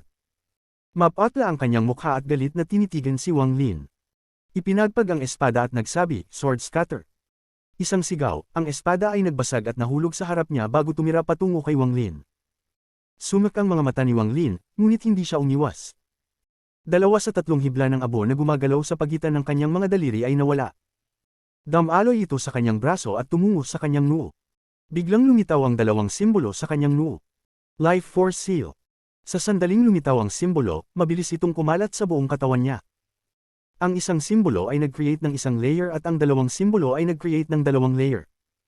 Sa puntong ito, ang mga basag na piraso ng espada ay dumating at ang mga apoy mula sa langit ay bumaba, pinapalibutan si Wang Lin ng mga atake. Sa sandaling iyon, si Wang Lin ay napapaligiran ng mga basag na piraso ng espada at ang mga apoy na bumaba mula sa itaas. Habang bumabagsak ang mga apoy mula sa langit, naging 2 dragon na apoy ang mga ito. Dumadaan sila at umuungal na parang totoong mga dragon na tumutok kay Wang Lin. Ang tunog ay mabilis na pumasok sa mga tainga ni Wang Lin, dahilan upang mag-shake ang kanyang origin soul. Ang mga dragon ay dumating na umuungal at naglalakbay, tinitiyak na kanilang lamunin si Wang Lin. Isang napakalakas na pagsabog ang narinig mula sa loob ng 5,000 kilometro. Ang lakas ng tunog ay nagbago ng kulay ng langit at nagdulot ng mga malalaking bitik sa lupa. Ang mga ripples ng spell fluctuations mula sa sentro ng pagsabog ay kumalat bilang isang shockwave. Pati mga alon ng demonic energy ay natulak pabalik hanggang hamuupo ito. Pagkatapos ng ilang sandali, ang mga alon ng demonic energy ay bumalik na parang isang hukbo ng mga kabayong nagmamadali at muling bumalat sa lugar. Ang lalaking nakasuot ng itim na balabal ay nakatayo sa gitna ng shockwave. Hindi lang siya hindi nagpapakita ng kasiyahan, kundi nagiging seryoso ang kanyang mga mata. Huminga siya ng malalim, mabilis na umatras ng ilang dosenang talampakan, nagsimula ng bumuo ng mga seal, at nakatutok sa lugar kung saan naganap ang pagsabog, hindi kumurap. Ang lugar ng pagsabog ay naging madilim habang ang demonic energy ay muling pumasok, ngunit sa loob ng dilim, isang figure ang dahan-daw ang lumakad palabas ng isa-isa. Ang mga damit ng figure ay sumasabog sa hangin kahit walang hangin, at naririnig ang mga hiyaw mula sa kanang braso. Kung titingnan ng mabuti, makikita ang isang maliit na ahas na gumagalaw sa pagitan ng mga daliri. Habang dahan-dahang lumalakad ang figure, ang mukha ng lalaking nakasuot ng itim ay naging mas madilim. Pabilisan niyang pinabilis ang kanyang pagbuo ng mga seal at nagsimula siyang magbilang ng mga incantations. Habang ang figure ay lumalakad, ang demonic energy na nakapaligid dito ay nahati sa dalawa na parang may isang tao na pilit na naghihiwalay sa kanila. Sa sandaling nahati ang demonic energy, isang hakbang at naglaho ang figure. Hindi maganda. Hindi nagatubiling umatras ang lalaking nakasuot ng itim. Habang siya ay umatras, may isang kislap ng pilak na ilaw at isang itim na hinlalaki ang bumagsak sa lugar na kanyang kinalalagyan. Ang lahat ng ito ay nangyari ng mabilis. Maaari mong sabihing nangyari ito sa isang saglit. Ang kasunod ng hinlalaki ay ang figure. Itinaas nito ang kanyang ulo at tinitigan ang lalaking nakasuot ng itim na balabal na mabilis na umatras. Huwag mong subukang umiwas sa susunod. Hindi ka miyembro ng Dalu Sword Sect. Ikaw ay ang bagong disipulo ng All-Seer, ang ikapitong disipulo ng Purple Division, si Wang Lin. Malamig na sinabi ng lalaking nakasuot ng itim. Ang ginamit mo ay malamang ang ipinagbabawal na spell na Finger of Death na nagpatanyag sa iyo noong selebrasyon ng kaarawan. Ang lalaking nakasuot ng itim ay labis na nababahala sa sandaling iyon. Narinig niya si Wang Lin at nakita pa siya mula sa isang piraso ng jade. Sa katunayan, ang mga disipulo ng All-Seer ay mga tao na tinitingnan ng lahat sa planeta ng Tianyun. Lalo na si Wang Lin, na ang biglaang paglitaw ay ikinagulat ng lahat. Kung hindi dahil sa pagbabalik ng ika-6 na disipulo at tinalo siya ni Wang Lin dahil sa pagkakaroon ng ascendant level na cultivation, ang titulo ng tunay na disipulo ay sa kanya sana. Paano nga ba hindi magbibigay pansin ang mga tao sa ganitong klase ng tao? Gayun din, ang ipinagbabawal na spell na ginamit niya ay kakaiba. Ito ay nag-specialize sa pagsalakay sa mga taong mas malakas. Kaya't paano nga ba hindi magbibigay pansin ang mga tao sa kanya? Lihim na nagbuntong hininga ang lalaki sa itim na balabal sa kanyang puso.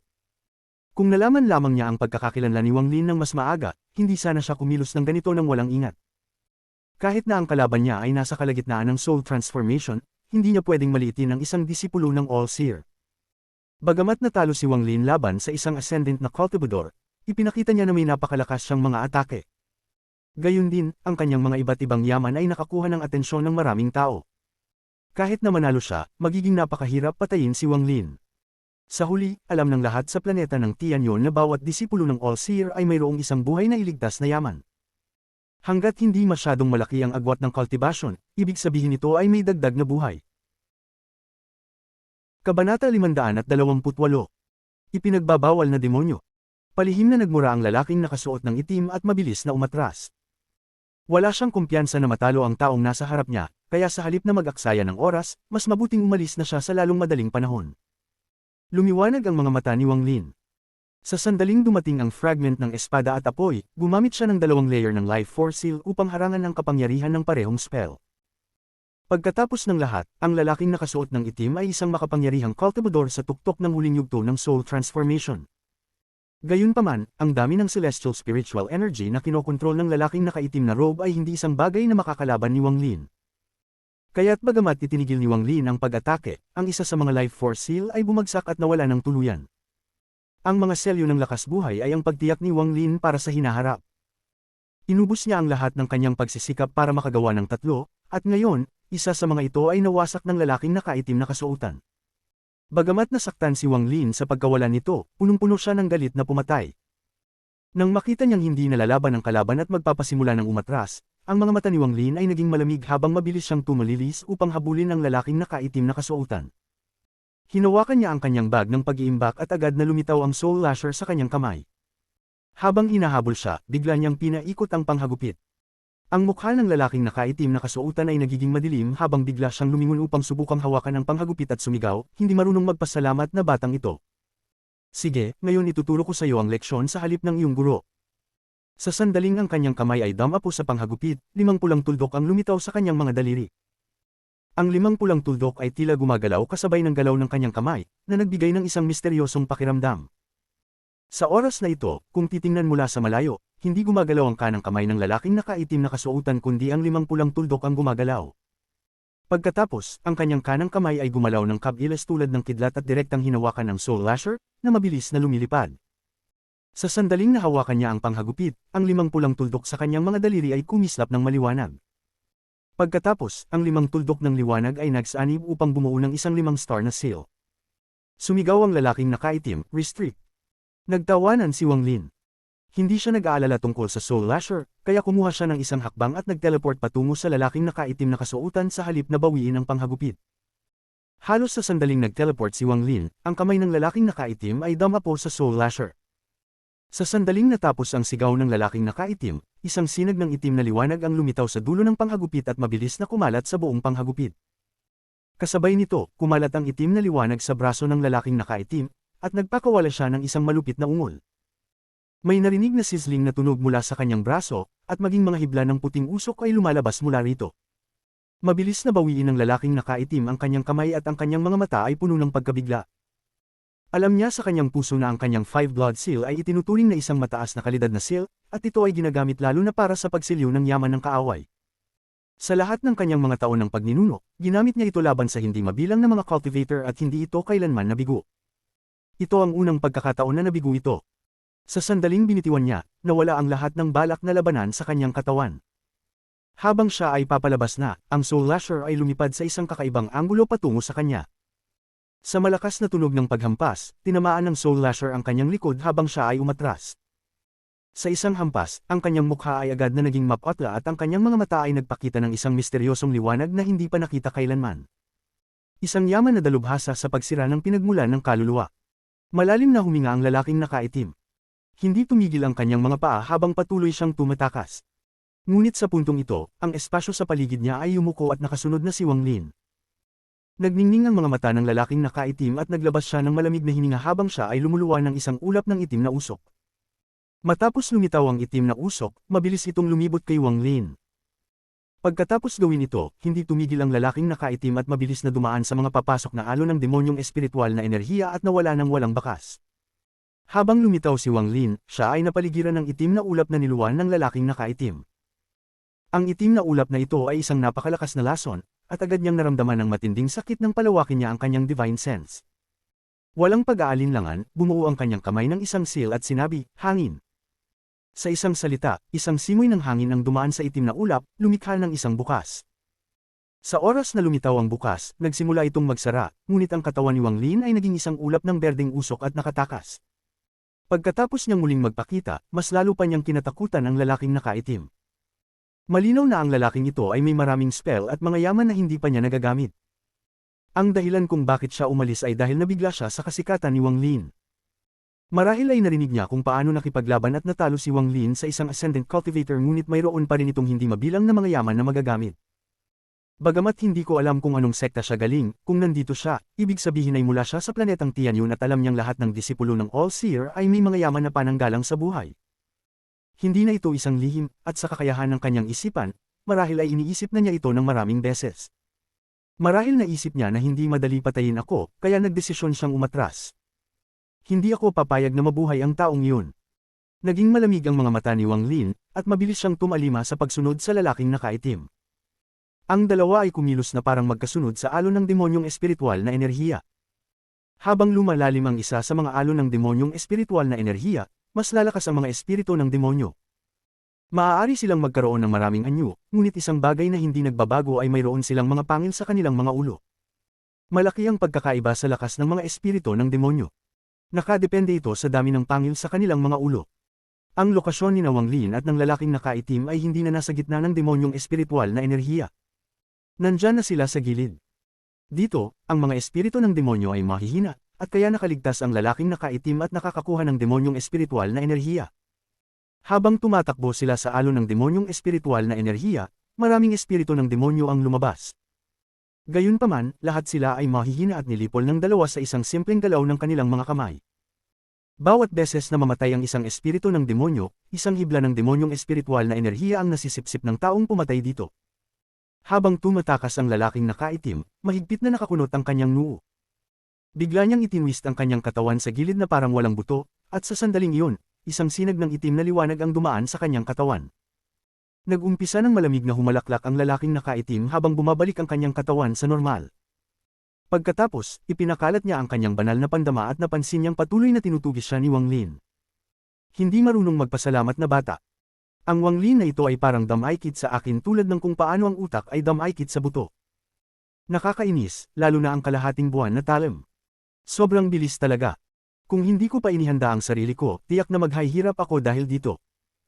Kung hindi dahil sa may itinatagong yaman siya na nagpoprotekta sa kanya, patay na siya ngayon, kahit anong sekta pa siya nanggaling at isususo ko pa ang kanyang demonyong espiritu kristal. Ang itsura ng lalaking nakaitim ay malungkot habang nagbigay ng malamig na humalaklak. Pagkatapos, nagsimulang mag-form ng mga cell ang kanyang mga kamay at ang alon ng demonyong espiritual na enerhiya ay nagsimulang kumalat na parang ayaw lumapit sa kanya. May mga itim na usok na lumalabas mula sa kanyang mga kamay at umiikot sa paligid ng kanyang mga kamay. Huminga siya ng malalim at bigla itong pinrace ng kanyang mga kamay sa kanyang dibdib. Sa sandaling ang mga kamay niya ay dumampi sa kanyang dibdib, mabilis na pumasok ang mga hibla ng itim na usok sa kanyang katawan. Nagpakita ng isang ekspresyon ng sakit ang lalaking nakaitim at naging pula ang kanyang mga mata. Sa sandaling ito, mukhang nakakatakot siya at parang pinipilit niyang tiisin ang matinding sakit. Habang patuloy na pumapasok ang itim na usok sa kanyang katawan, hindi na niya ito kinaya at nagsimula siyang mag-angal ng malakas patungo sa langit. Ang kanyang tinig ay umalag sa kalangitan, at ang alon ng demonyong espiritual na enerhiya ay naitulak pabalik ng kanyang sigaw. Kung titingnan mula sa taas, makikita na walang demonyong espiritual na enerhiya sa loob ng 1,000 talampakan mula sa kanya. Ang demonyong espiritual na enerhiya na gumagalaw na parang isang hukbo ng higit sa 10,000 kabayong tumatakbo ay pinilit na itulak pabalik, na nagresulta sa 1,000 talampakang lapad na zone ng kamatayan. Sa sandaling iyon, nahabol ni Wang Lin. Tumigil siya sa 1,000 talampakan at malamig na tinitigan ng lalaking nakaitim. Ang lalaking nakaitim ay nakatayo sa gitna. Bigla niyang itinataas ang kanyang ulo at tinitigan si Wang Lin at mabangis na sinabi, "Hinahanap mo ang kamatayan." Pagkatapos nito, itinaas niya ang kanyang kaliwang kamay at itinutok kay Wang Lin. Ang mga hibla ng itim na gas ay nagsimulang lumabas mula sa kanyang kaliwang kamay na parang mga pangil. Forbidden Devil, ang ika-4 na Heavenly Ghost, magpakita. Pagkatapos nito, ang ekspresyon ng sakit sa kanyang mukha ay lalong tumindi, ang kanyang mga mata ay naging mas pula, at nagsimulang mamuo ang mga ugat sa kanyang katawan. Ang mga ugat na iyon ay kumalat sa buong katawan niya, na nagbigay ng isang kakaibang itsura. Parang may walang katapusang, misteryosong puwersa na lumalabas mula sa kanyang dibdib at mula sa kanyang kanang braso papunta sa kanyang kaliwang braso. Ang mga itim na pangil ay nagsimulang gumalaw ng mabilis hanggang sa bumuo sila ng isang anyo ng multo. Pagkatapos ng anyo ng multo na ito, naglabas ito ng isang sigaw, ngunit wala itong tunog. Gayunpaman, ang kanyang sigaw ay nagdulot ng pag-urong ng demonyong espiritual na enerhiya ng ilang dosenang talampakan pa. Mabilis na umatras si Wang Lin. Bagamat hindi niya narinig ang tunog gamit ang kanyang mga tainga, narinig niya ang sigaw na nagtatangkang magpunit ng kalangitan gamit ang kanyang pinagmulan na kaluluwa. Sumigaw ang lalaking nakaitim, "Palayain." Bagamat isang salita lang, nanginginig ang kanyang tinig. Ipinapakita nito kung gaano kalaki ang sakit na nararamdaman niya. Sa isang salita lang, ang anyo ng multo ay kumalat mula sa braso ng lalaking nakaitim. Ang mga mata ng multo ay naglabas ng isang liwanag ng multo habang tinitigan nito si Wang Lin. Pagkatapos ay nagbigay ito ng isang ngisi bago sumugod patungo sa kanya. Sumak ang mga mata ni Wang Lin, at sa isang kaisipan, ang Celestial Sword ay lumabas sa kanyang harapan. Sa isang hampas, nagpadala ang Celestial Sword ng isang alon ng enerhiya ng espada. Ngunit binuksan ng anyo ng multo ang bibig nito at nilamon ang enerhiya ng espada. Tungkol naman sa kalahating buwan na talam, dumaan ito sa anyo ng multo nang walang naiwang pinsala. Nang subukan itong atakihin ng lalaking nakaitim, ang mga itim na pangil ay nag-ikot at bumuo ng makapal na proteksyon na pumihil sa kalahating buwan na talam na makapasok. Kabanata 529. Nabura. Habang sumugod ang anyo ng multo, ang mukha ni Wang Lin ay lumamig, at walang salitang binuka niya ang kanyang bibig at nagbuga ng isang sinag ng itim na liwanag. Matapos kumislap ang itim na liwanag, isang bandila na 30 talampakan ang haba ang lumitaw sa kanyang kamay. Pagkatapos isayaw ang bandila, lumabas ang ilang natitirang pangunahing kaluluwa. Nagulat ang anyo ng multo at kumislap ang mga mata nito ng multo. Imbes na sumugod kay Wang Lin, iniba nito ang direksyon at tinutok ang target sa mga pangunahing kaluluwa na inilabas ni Wang Lin. Ang mga mata ni Wang Lin ay kumislap at siya ay kumilos pasulong. Pumagitna siya sa anyo ng multo, itinapon ang bitag ng hayop, at itinutok ang kanyang hintuturo sa lalaking nakaitim. Nagitim ang mukha ng lalaking nakaitim, pagkatapos ay iniunat niya ang kanyang kaliwang kamay patungo sa anyo ng multo at sumigaw, "Bumalik!" Ang anyo ng multo ay nagbigay ng isang sigaw at tila matigas na hindi sumusunod. Lihim na isinusumpa ng lalaki. Hindi siya nasa tamang kalagayan upang patuloy na kontrolin ang anyo ng multo, at ang katawan ni Wang Lin ay palapit ng parang kidlat. Itinutok ni Wang Lin ang kanyang kanang hintuturo sa hangin, at sa sandaling iyon, nagsimulang magtipon ang celestial spiritual energy mula sa kanyang katawan sa dulo ng kanyang hintuturo. Demonic Finger. Ang pangalawa sa tatlong killing spells. Sa kapangyarihan ng isang daliri, nagbago ang kulay ng langit at isang walang katapusang pagsabog ng demonyong spiritual energy ang damaloy mula sa kanyang katawan. Sa sandaling iyon, ang demonyong spiritual energy ay kumalat ng parang wild. Walang lalaking nakaitim na magkontrol dito, kaya mabilis na sumugod ang anyo ng multo patungo sa mga pangunahing kaluluwa na inilabas ni Wang Lin. Sa mga mata nito, ang mga pira-pirasong kaluluwang ito ay puno ng sustansya, at malamang na pagkatapos itong kanin, tataas ng malaki ang lakas ng sarili nitong ghostly energy. Demonic Finger. Agad nakilala ng lalaking nakaitim ang kilalang galaw ni Wang Lin. Ginamit ang galaw na ito laban sa ika-4 na disipulo ng Purple Division at nag-iwan ng malakas na impresyon sa lahat. Nagliliwanag ang mga mata ng lalaking nakaitim. Hindi pwedeng umalis ang kanyang kanang kamay mula sa kanyang dibdib dahil mawawala ang kontrol niya sa anyo ng multo kapag ginawa iyon. Sa kasalukuyan, sa oras ng panganib, mabilis siyang umatras at nagbuga ng isa pang itim na ulap. Isang alon ng mabahong amoy ang lumabas kasama ng itim na ulap. Mabilis na kumalat ang nakal-alasong itim na ulap upang pigilan si Wang Lin. Pumutok ng malamig na hininga si Wang Lin habang dalawang gray na simbolo ang kumislap sa kanyang noo at tinakpan ang buong katawan niya. Muling lumitaw ang mga life force cells. Sa sandaling tinakpan nila ang kanyang katawan, kumilo si Wang Lin ng parang kidlat sa loob ng poison cloud. Nang tumama ang poison cloud sa katawan ni Wang Lin, ito ay agad na naglaho. Nagpatuloy na umatras ang lalaking nakaitim at nagbuga ng walang katapusang itim na ulap upang pigilan si Wang Lin. Ang plano niya ay mag-teleport papunta sa multo na inilabas niya kanina. Ngunit, sino ang mag-aakalang ang lason ay may kaunting epekto kay Wang Lin. Sa mismong sandali na siya ay magte-teleport, tumagos ang katawan ni Wang Lin sa mga patong-patong na ulap ng lason. Kasama ni Wang Lin ay ang makapangyarihang daliri na puno ng walang katapusang demonyong spiritual energy. Demonic Finger. Nagbago ang ekspresyon ng lalaking nakaitim. Hindi siya nakailag agad, kaya mabilis niyang itinaas ang kanyang kaliwang kamay upang bumuo ng isang seal. Pagkatapos, pinindot niya ang seal na ito sa daliri ni Wang Lin upang pigilan ang paglapit ni Wang Lin. Nagtagpo ang kanilang mga daliri sa isang saglit. Ngunit hindi ito direktang nagtagpo. May 3 pulgadang puwang sa pagitan ng kanilang mga daliri. May kakaibang nangyayari sa mga 3 pulgadang espasyong iyon. Ang demonyong spiritual energy ni Wang Lin ay kumalat mula sa dulo ng kanyang daliri at sumalubong sa itim na enerhiya mula sa daliri ng lalaking nakaitim. Sa sandaling iyon, isang napakadilim na itim na bola ang lumitaw sa pagitan ng kanilang mga daliri. Ang maliit na bola ay gawa lamang ng demonyong spiritual energy ni Wang Lin, at ang itim na enerhiya ay nagmula sa lalaking nakaitim. May malalakas na tunog na parang kulog mula sa loob ng bola at ang itim na kidlat ay gumagalaw sa labas nito.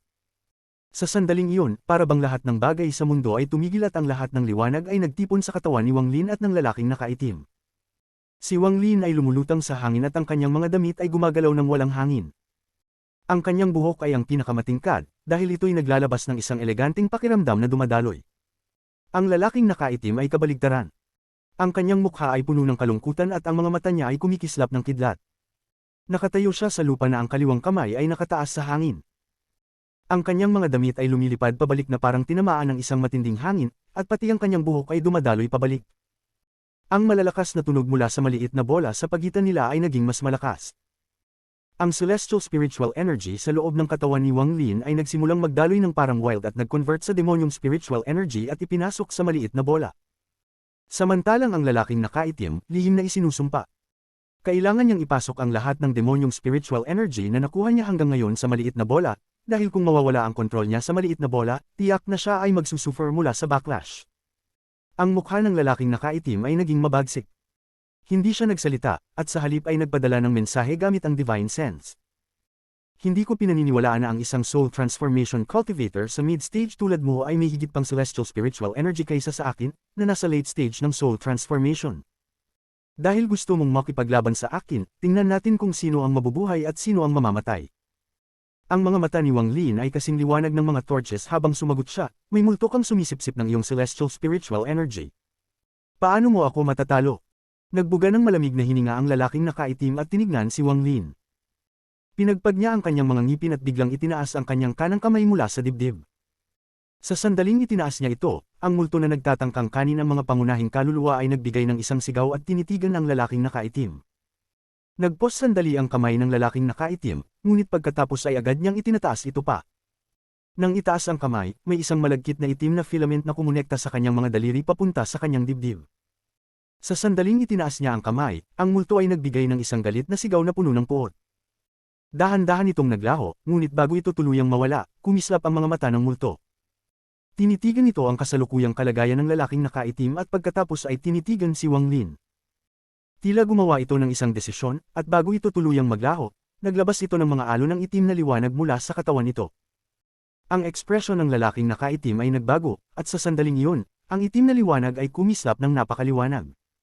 Sa ilalim ng itim na liwanag, ang multo ay tumigil sa pag-alis. Nang magsimula ang liwanag, agad na lumiko ang multo, sumugod patungo sa alon ng demonyong espiritual na enerhiya, at nawala sa abot tanaw. Tungkol sa mga pangunahing kaluluwa, sumunod sila sa multo na parang kidlat. Ang pangyayaring ito ay nangyari ng napakabilis, kaya mabilis na nagulat ang lalaking nakaitim, ngunit agad siyang nagbigay ng isang galit na sigaw. Tinitigan niya si Wang Lin na ang mga mata ay mas pula pa kaysa dati at sumigaw, dahil sa iyo. Kung hindi dahil sa iyo, paano makakatakas ang langit ng multo? Ang mga mata ni Wang Lin ay malamig nang sabihin niya, karapat-dapat lang.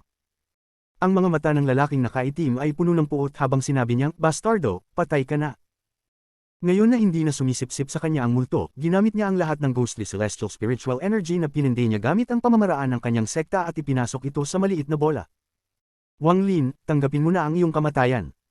Sa sinabi niyang ito, ipinasok niya ang 70% ng kanyang ghostly celestial spiritual energy sa maliit na bola. Sa sandaling iyon, ang kulog mula sa maliit na bola ay umalingaw sa kalangitan. Para bang ang maliit na bola sa pagitan ng kanilang mga daliri ay hindi na isang karaniwang bagay kundi ang maalamat na divine retribution lightning.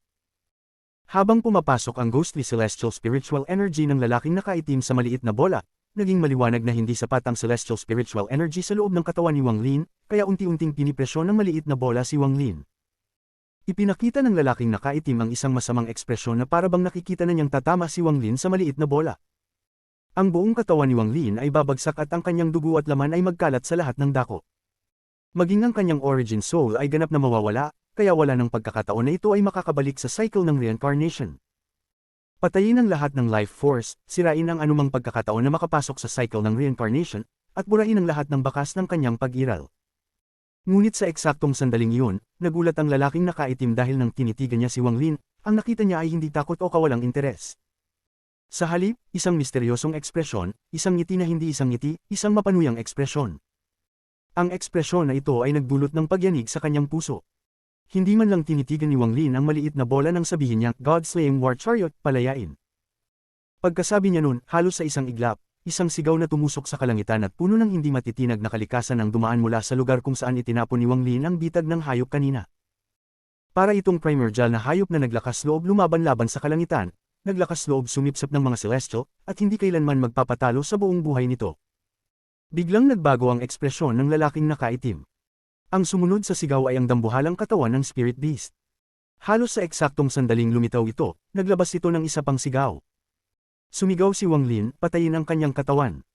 Ang spirit beast ay umungal. Ang mga mata nito ay sobrang lamig habang tinititigan si Wang Lin. Handa na si Wang Lin na hindi makinig ang hayop na ito sa kanya. Huminga siya ng malamig at saminga ng isang salita. Ang salitang ito ay sobrang komplikado, at hindi maiintindihan ng iba kung ano ang ibig sabihin. Ngunit ang salitang ito ay isang bagay na natutunan ni Wang Lin mula sa mana ng war chariot na iniwan ng celestial na lumikha nito, ang 9-word mantra. Ang 9-word mantra ay partikular na ginagamit upang kontrolin ang hayop na ito. Sa bawat seal na inilabas, isang bagong mantra ang magagamit. Paano papayagan ng isang celestial na magrebelde ang kanyang paboritong yaman na kanyang pinapanday? Inisip na niya ito ng maaga. Sa isang salita, nayanig ang katawan ng hindi matitinag na hayop. Ang mga mata nito ay kumislap at tumingin patungo sa lalaking nakaitim na parabang ipinasa nito ang lahat ng galit nito patungo sa kanya. Lahat ng ito, mula nang lumitaw ang spirit beast hanggang sa nagsimula itong umatake, ay nangyari sa isang napakabilis na oras. Habang umuungal ang spirit beast, gumalaw ito kasing bilis ng kidlat patungo sa lalaking nakaitim. Ang mukha ng lalaking nakaitim ay nagbago ng hindi pa nangyari. Ginamit na niya ang lahat ng ghostly celestial spiritual energy sa loob ng kanyang katawan, kaya't imposible na siya ay makaiwas. Kung susubukan niyang umiwas, tiyak na mararanasan niya ang backlash ng maliit na bola na puno ng nakasisirang aura. Ngunit ngayon, habang papalapit ang mabagsik na hayop sa kanya, kung hindi siya iwas, tiyak na mamamatay siya. Agad niyang itinulak ang kanyang ulo pabalik, tinitigan si Wang Lin ng galit, itinaas ang kanyang kaliwang kamay, at tinampal ang kanyang noo. Ang buong katawan niya ay nayanig, pagkatapos ay ang kanyang origin soul ay umalis sa kanyang katawan at nagsimulang magpalipad papalayo ng parang nababaliw. Sa sandaling umalis ang kanyang origin soul mula sa kanyang katawan, ang kanyang katawan ay bumagsak tulad ng isang walang buhay na puppet. Ang maliit na bola na nagpapresyon kay Wang Lin ay biglang huminto at pagkatapos ay mabilis na tumungo patungo sa katawan ng lalaking nakaitim. Kabanata 530. Soul Search Spell. Rumble rumble rumble rumble. May isang malakas na tunog ng kulog na parang umuugong. Ang maliit na bola ay tumalima at tumama sa katawan ng lalaking nakasuot ng itim na damit, na agad na nagdulot ng pagkawala ng kanyang mga damit. Ang kanyang balat ay mabilis na nag-collapse, kasunod ng pagkasira ng kanyang laman at dugo na naging alikabok bago tuluyang nawala pati na ang kanyang mga buto. Ngayon, bukod sa kanyang pinagmulan na kaluluwa, lahat ng iba pang bahagi ng kanyang katawan ay ganap nang nawala sa mundong ito. Ang espiritu ng hayop ay nabigo at naglabas ng isang galit na angal. Gusto nitong habulin ang pinagmula na kaluluwa ng lalaking nakasuot ng itim, ngunit hindi ito makagalaw dahil sa tali ng Karo ng digmaan, kaya nagsimula itong magnalit. Iniabot ni Wang Lin ang kanyang kanang kamay at hinawakan ang Karo ng digmaan. Agad niyang sinundan ang pinagmula na kaluluwa ng lalaking nakasuot ng itim. Ang espiritu ng hayop ay labis na natuwa habang mabilis na dumaan kay Wang Lin at sinundan ang pinagmula na kaluluwa. Para sa unang pagkakataon, nagtulungan ang tao at hayop ng mahusay. Sa pamamagitan ng pagkilos ni Wang Lin sa Karo ng digmaan, tumaas ang saklaw ng galaw ng espiritu ng hayop. Matapos maghabol ng ilang sandali, tila hindi na kayang maghintay pa ng espiritu ng hayop. Inikat nito ang malaking ulo upang tingnan si Wang Lin, at pagkatapos maglabas ng isang angal, tumakbo ito patungo sa kanya. Nanatiling pareho ang ekspresyon ni Wang Lin, ngunit biglang kumurap ang kanyang mga mata. Napakabilis ng espiritu ng hayop. Sa malamig na ekspresyon sa mukha, nagdesisyon si Wang Lin na kung gagawa pa ng isang hakbang ang hayop, paparusahan niya ito ng walang alinlangan. Biglang tumigil ang espiritu ng hayop habang papalapit at nagpakita ng kaunting kalungkutan. Biglang napansin ni Wang Lin ito at nawala ang lamig sa kanyang mata. Tumanggaw siya sa espiritu ng hayop, at pagkatapos ay tiningnan siya ng espiritu ng hayop at biglang tumalon patungo sa kanya. Hindi ito umatake kay Wang Lin kundi niyakap siya at itinaas. Mabilis itong gumalaw at lumitaw sa ilalim ng mga paa ni Wang Lin bago siya buhatin patungo sa nakakatakot na bilis. Pinipigilan ni Wang Lin ang saya sa kanyang puso dahil ito ang unang pagkakataon na ang espiritu ng hayop ay kusang nagdala sa kanya. Ipinahayag ng langit na nilikha ang Karo ng digmaan sa Jade na ang kayamanang ito ay naiiba sa iba. Bagamat napakalakas ng mantra, kung hindi kikilalanin ng espiritu ng hayop, tanging bahagi lamang ng tunay na lakas nito ang magagamit. Tanging kapag tunay na kinilala siya ng hayop, magagamit ang buong lakas ng Karo ng digmaan. Hindi pa ako kinikilala ng hayop. Sabik lang itong lamunin ng pinagmulan na kaluluwa. Itinuturing akong mabagal, kaya't napagpasyahan itong buhatin ako, ngunit mas mabuti ito kaysa dati. Napakabilis ng espiritu ng hayop. Masasabing hindi ito nalalayo sa bilis ng paggamit ni Wang Lin ng Silver Dragon Star Compass sa kalawakan. Lumikha ang espiritu ng hayop ng maraming after images habang mabilis itong naglaho sa malayong distansya. Agad na lumilipad palayo ang lalaking nakasuot ng itim.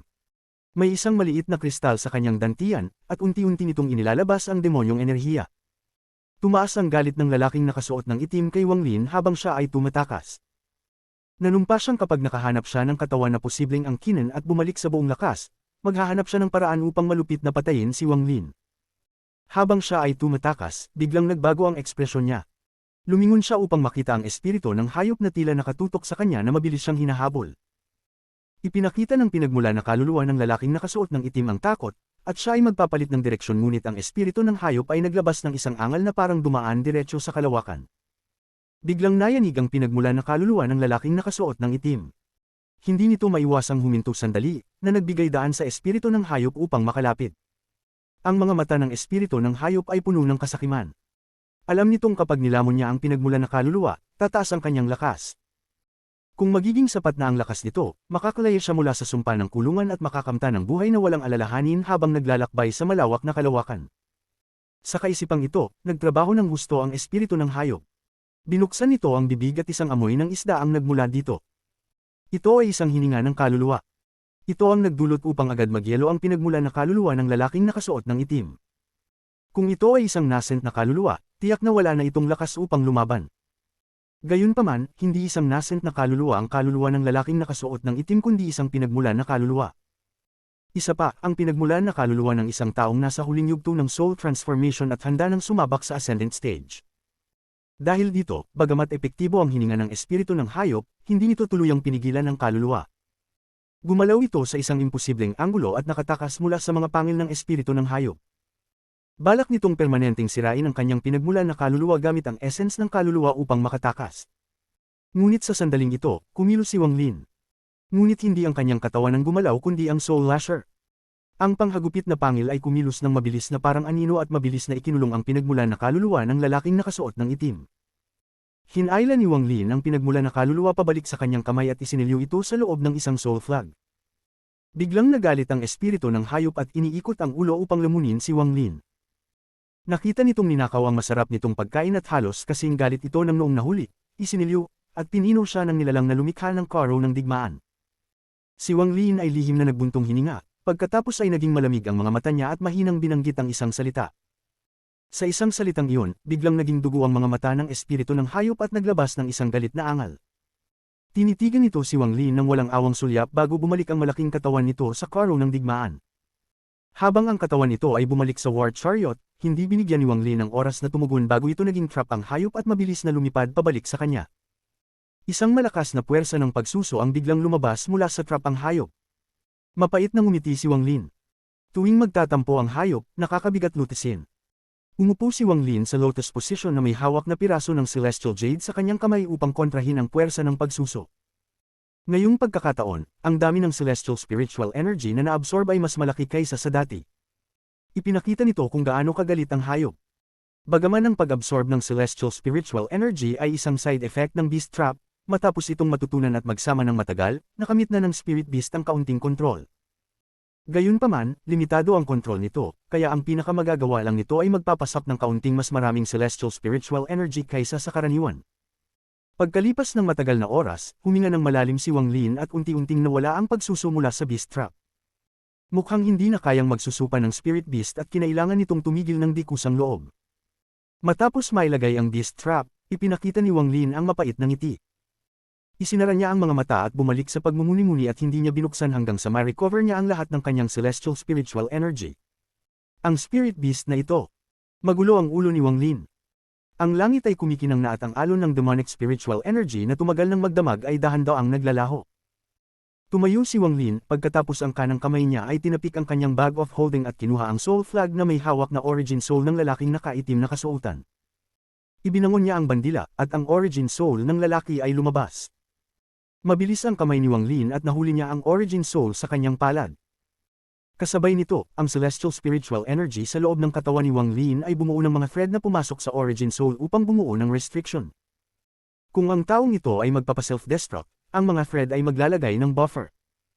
Bagamat hindi niya kayang tuluyang isil ang origin soul ng lalaking nakaitim na kasuotan dahil sa pagkakaiba ng kanilang cultivation levels, binigyan siya nito ng pagkakataong makita ang pagtatangka ng self-destruct ng maaga at masil ang origin soul sa loob ng soul flag. Hindi ko tatanggapin ito. Kung hindi dahil sa magical treasure ng spirit beast at ang mga soul fragment na naglore sa heavenly ghost palayo, hindi kita matatalo. Siguradong patay ka na ngayon. Pagkatapos mailabas ang origin soul ng lalaking nakaitim, agad itong umatungal ng galit, at ang mga mata niya ay punong-puno ng puot. Alam niyang siya ay nahuli at wala ng pag-asa ng makaligtas. Napansin din niya ang restriction sa kanyang origin soul, kaya alam niyang magiging walang silbi ang self-destruct. Kaya't nagdesisyon siyang maglabas ng galit. Hindi nagsayang ng oras si Wang Lin at tinanong siya ng direkta, ano ang demon crystal?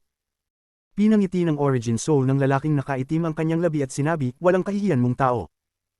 Una, pinilit mo akong makipagkompetensya sa iyo sa spells, tapos ginamit mo ang pagkakataon na wala akong depensa at nag-sneak attack ka. Ganito ba ang gawain ng Heavenly Fate Sect? Nagkunot ang noo ni Wang Lin at pinisil ang kanang kamay. Ang origin soul ay naglabas ng serye ng malungkot na sigaw at hamina, ngunit ang titig ng lalaking nakaitim ay nanatiling puno ng puot. Nakangiti ang origin soul at tumingin kay Wang Lin. Ako si Lu Yun, isang disipulo ng Heavenly Ghost Sect. Nagpa-practice ako sa landas ng Heavenly Ghost at may sarili akong ghost spirit. Kung patayin mo ako, malalaman ito ng aking guro, si The Whist Ghost, at maghihiganti siya. Isa siyang taong nakakausap pa ng All-Seer bilang isang kapantay. Wang Lin, naisip mo na ba ito ng maayos? Malamig na tiningnan ni Wang Lin ang tao. Nawawala na ang kanyang pasensya, kaya iniangat niya ang kanang kamay at tinamaan ang origin soul. Ang Origin Soul na nawalan ng katawan ay halos nag-collapse at hamina ng husto dahil sa suntok na iyon. Hindi ka patatawarin ng guru ko. Umabot na sa limitasyon ng puot ang mga mata ni Lu Yun. Naging malamig ang mga mata ni Wang Lin habang ang kaliwang kamay niya ay ipinatong sa noo ng taong ito at mahinang sinabi, Soul Search. Maraming mga restriction ng Soul Search, ngunit sa kasalukuyang cultivation level ni Wang Lin at paggamit ng Celestial Spiritual Energy, hindi ito naging mahirap. Bukod pa dito, dahil sa pagkahina ng Origin Soul, walang hadlang. Ang mga sigaw ng sakit ay patuloy na lumabas sa bibig ni Lu Yun. Ang spell ng Soul Search ay isang malupit at nakakapinsalang spell. Kapag ito ay ginamit sa isang may katawan, hindi gaanong nararamdaman ang sakit, ngunit kapag ginamit direkta sa Origin Soul, mas matindi ang sakit. Ang mga sigaw ng sakit ni Lu Yun ay dahan-daang hamina. Pagkalipas ng isang insenso, tumigil ang kanyang mga sigaw at ang Origin Soul niya ay halos nagiging transparent na. Ibinangon ni Wang Lin ang kaliwang kamay at direktang inabot ang dantian ni Lu Yun. Nang hilahin niya ang kamay, may hawak na siyang kristal. Nag-isip si Wang Lin habang inilalagay ang Origin Soul ni Lu Yun sa Soul Flag. May gamit siya para sa Origin Soul na ito. Plano niyang gawing isa sa mga pangunahing kaluluwa ng Soul Flag ang Origin Soul ni Lu Yun. Matapos mailagay ang Soul sa Soul Flag, mabilis na kumilos ang katawan ni Wang Lin at umalis papalayo. Patungo siya sa direksyon kung saan ang mga pangunahing kaluluwa ay humahabol sa Heavenly Ghost. Kung ganoon pala, may mga sekreto ang lugar ng mga demonyong espiritu. Hindi nakakagulat kung bakit sinabi ni Uyang Hua na laging may malupit na pagdanak ng dugo tuwing dumarating ang mga dayuhan. Heavenly Ghost Sect. Bagamat pinalalaki ni Lu Yun ang mga bagay, may katotohanan pa rin sa mga sinabi niya. Ngunit ang usaping ito ay para lutisin pa 500 taon mula ngayon, kaya hindi ko na muna ito iintindihin. Interesante ang mga pamamaraan ng Heavenly Ghost Sect, at may mga devil restriction spell sa alaala ni Lu Yun na maaari kong subukan.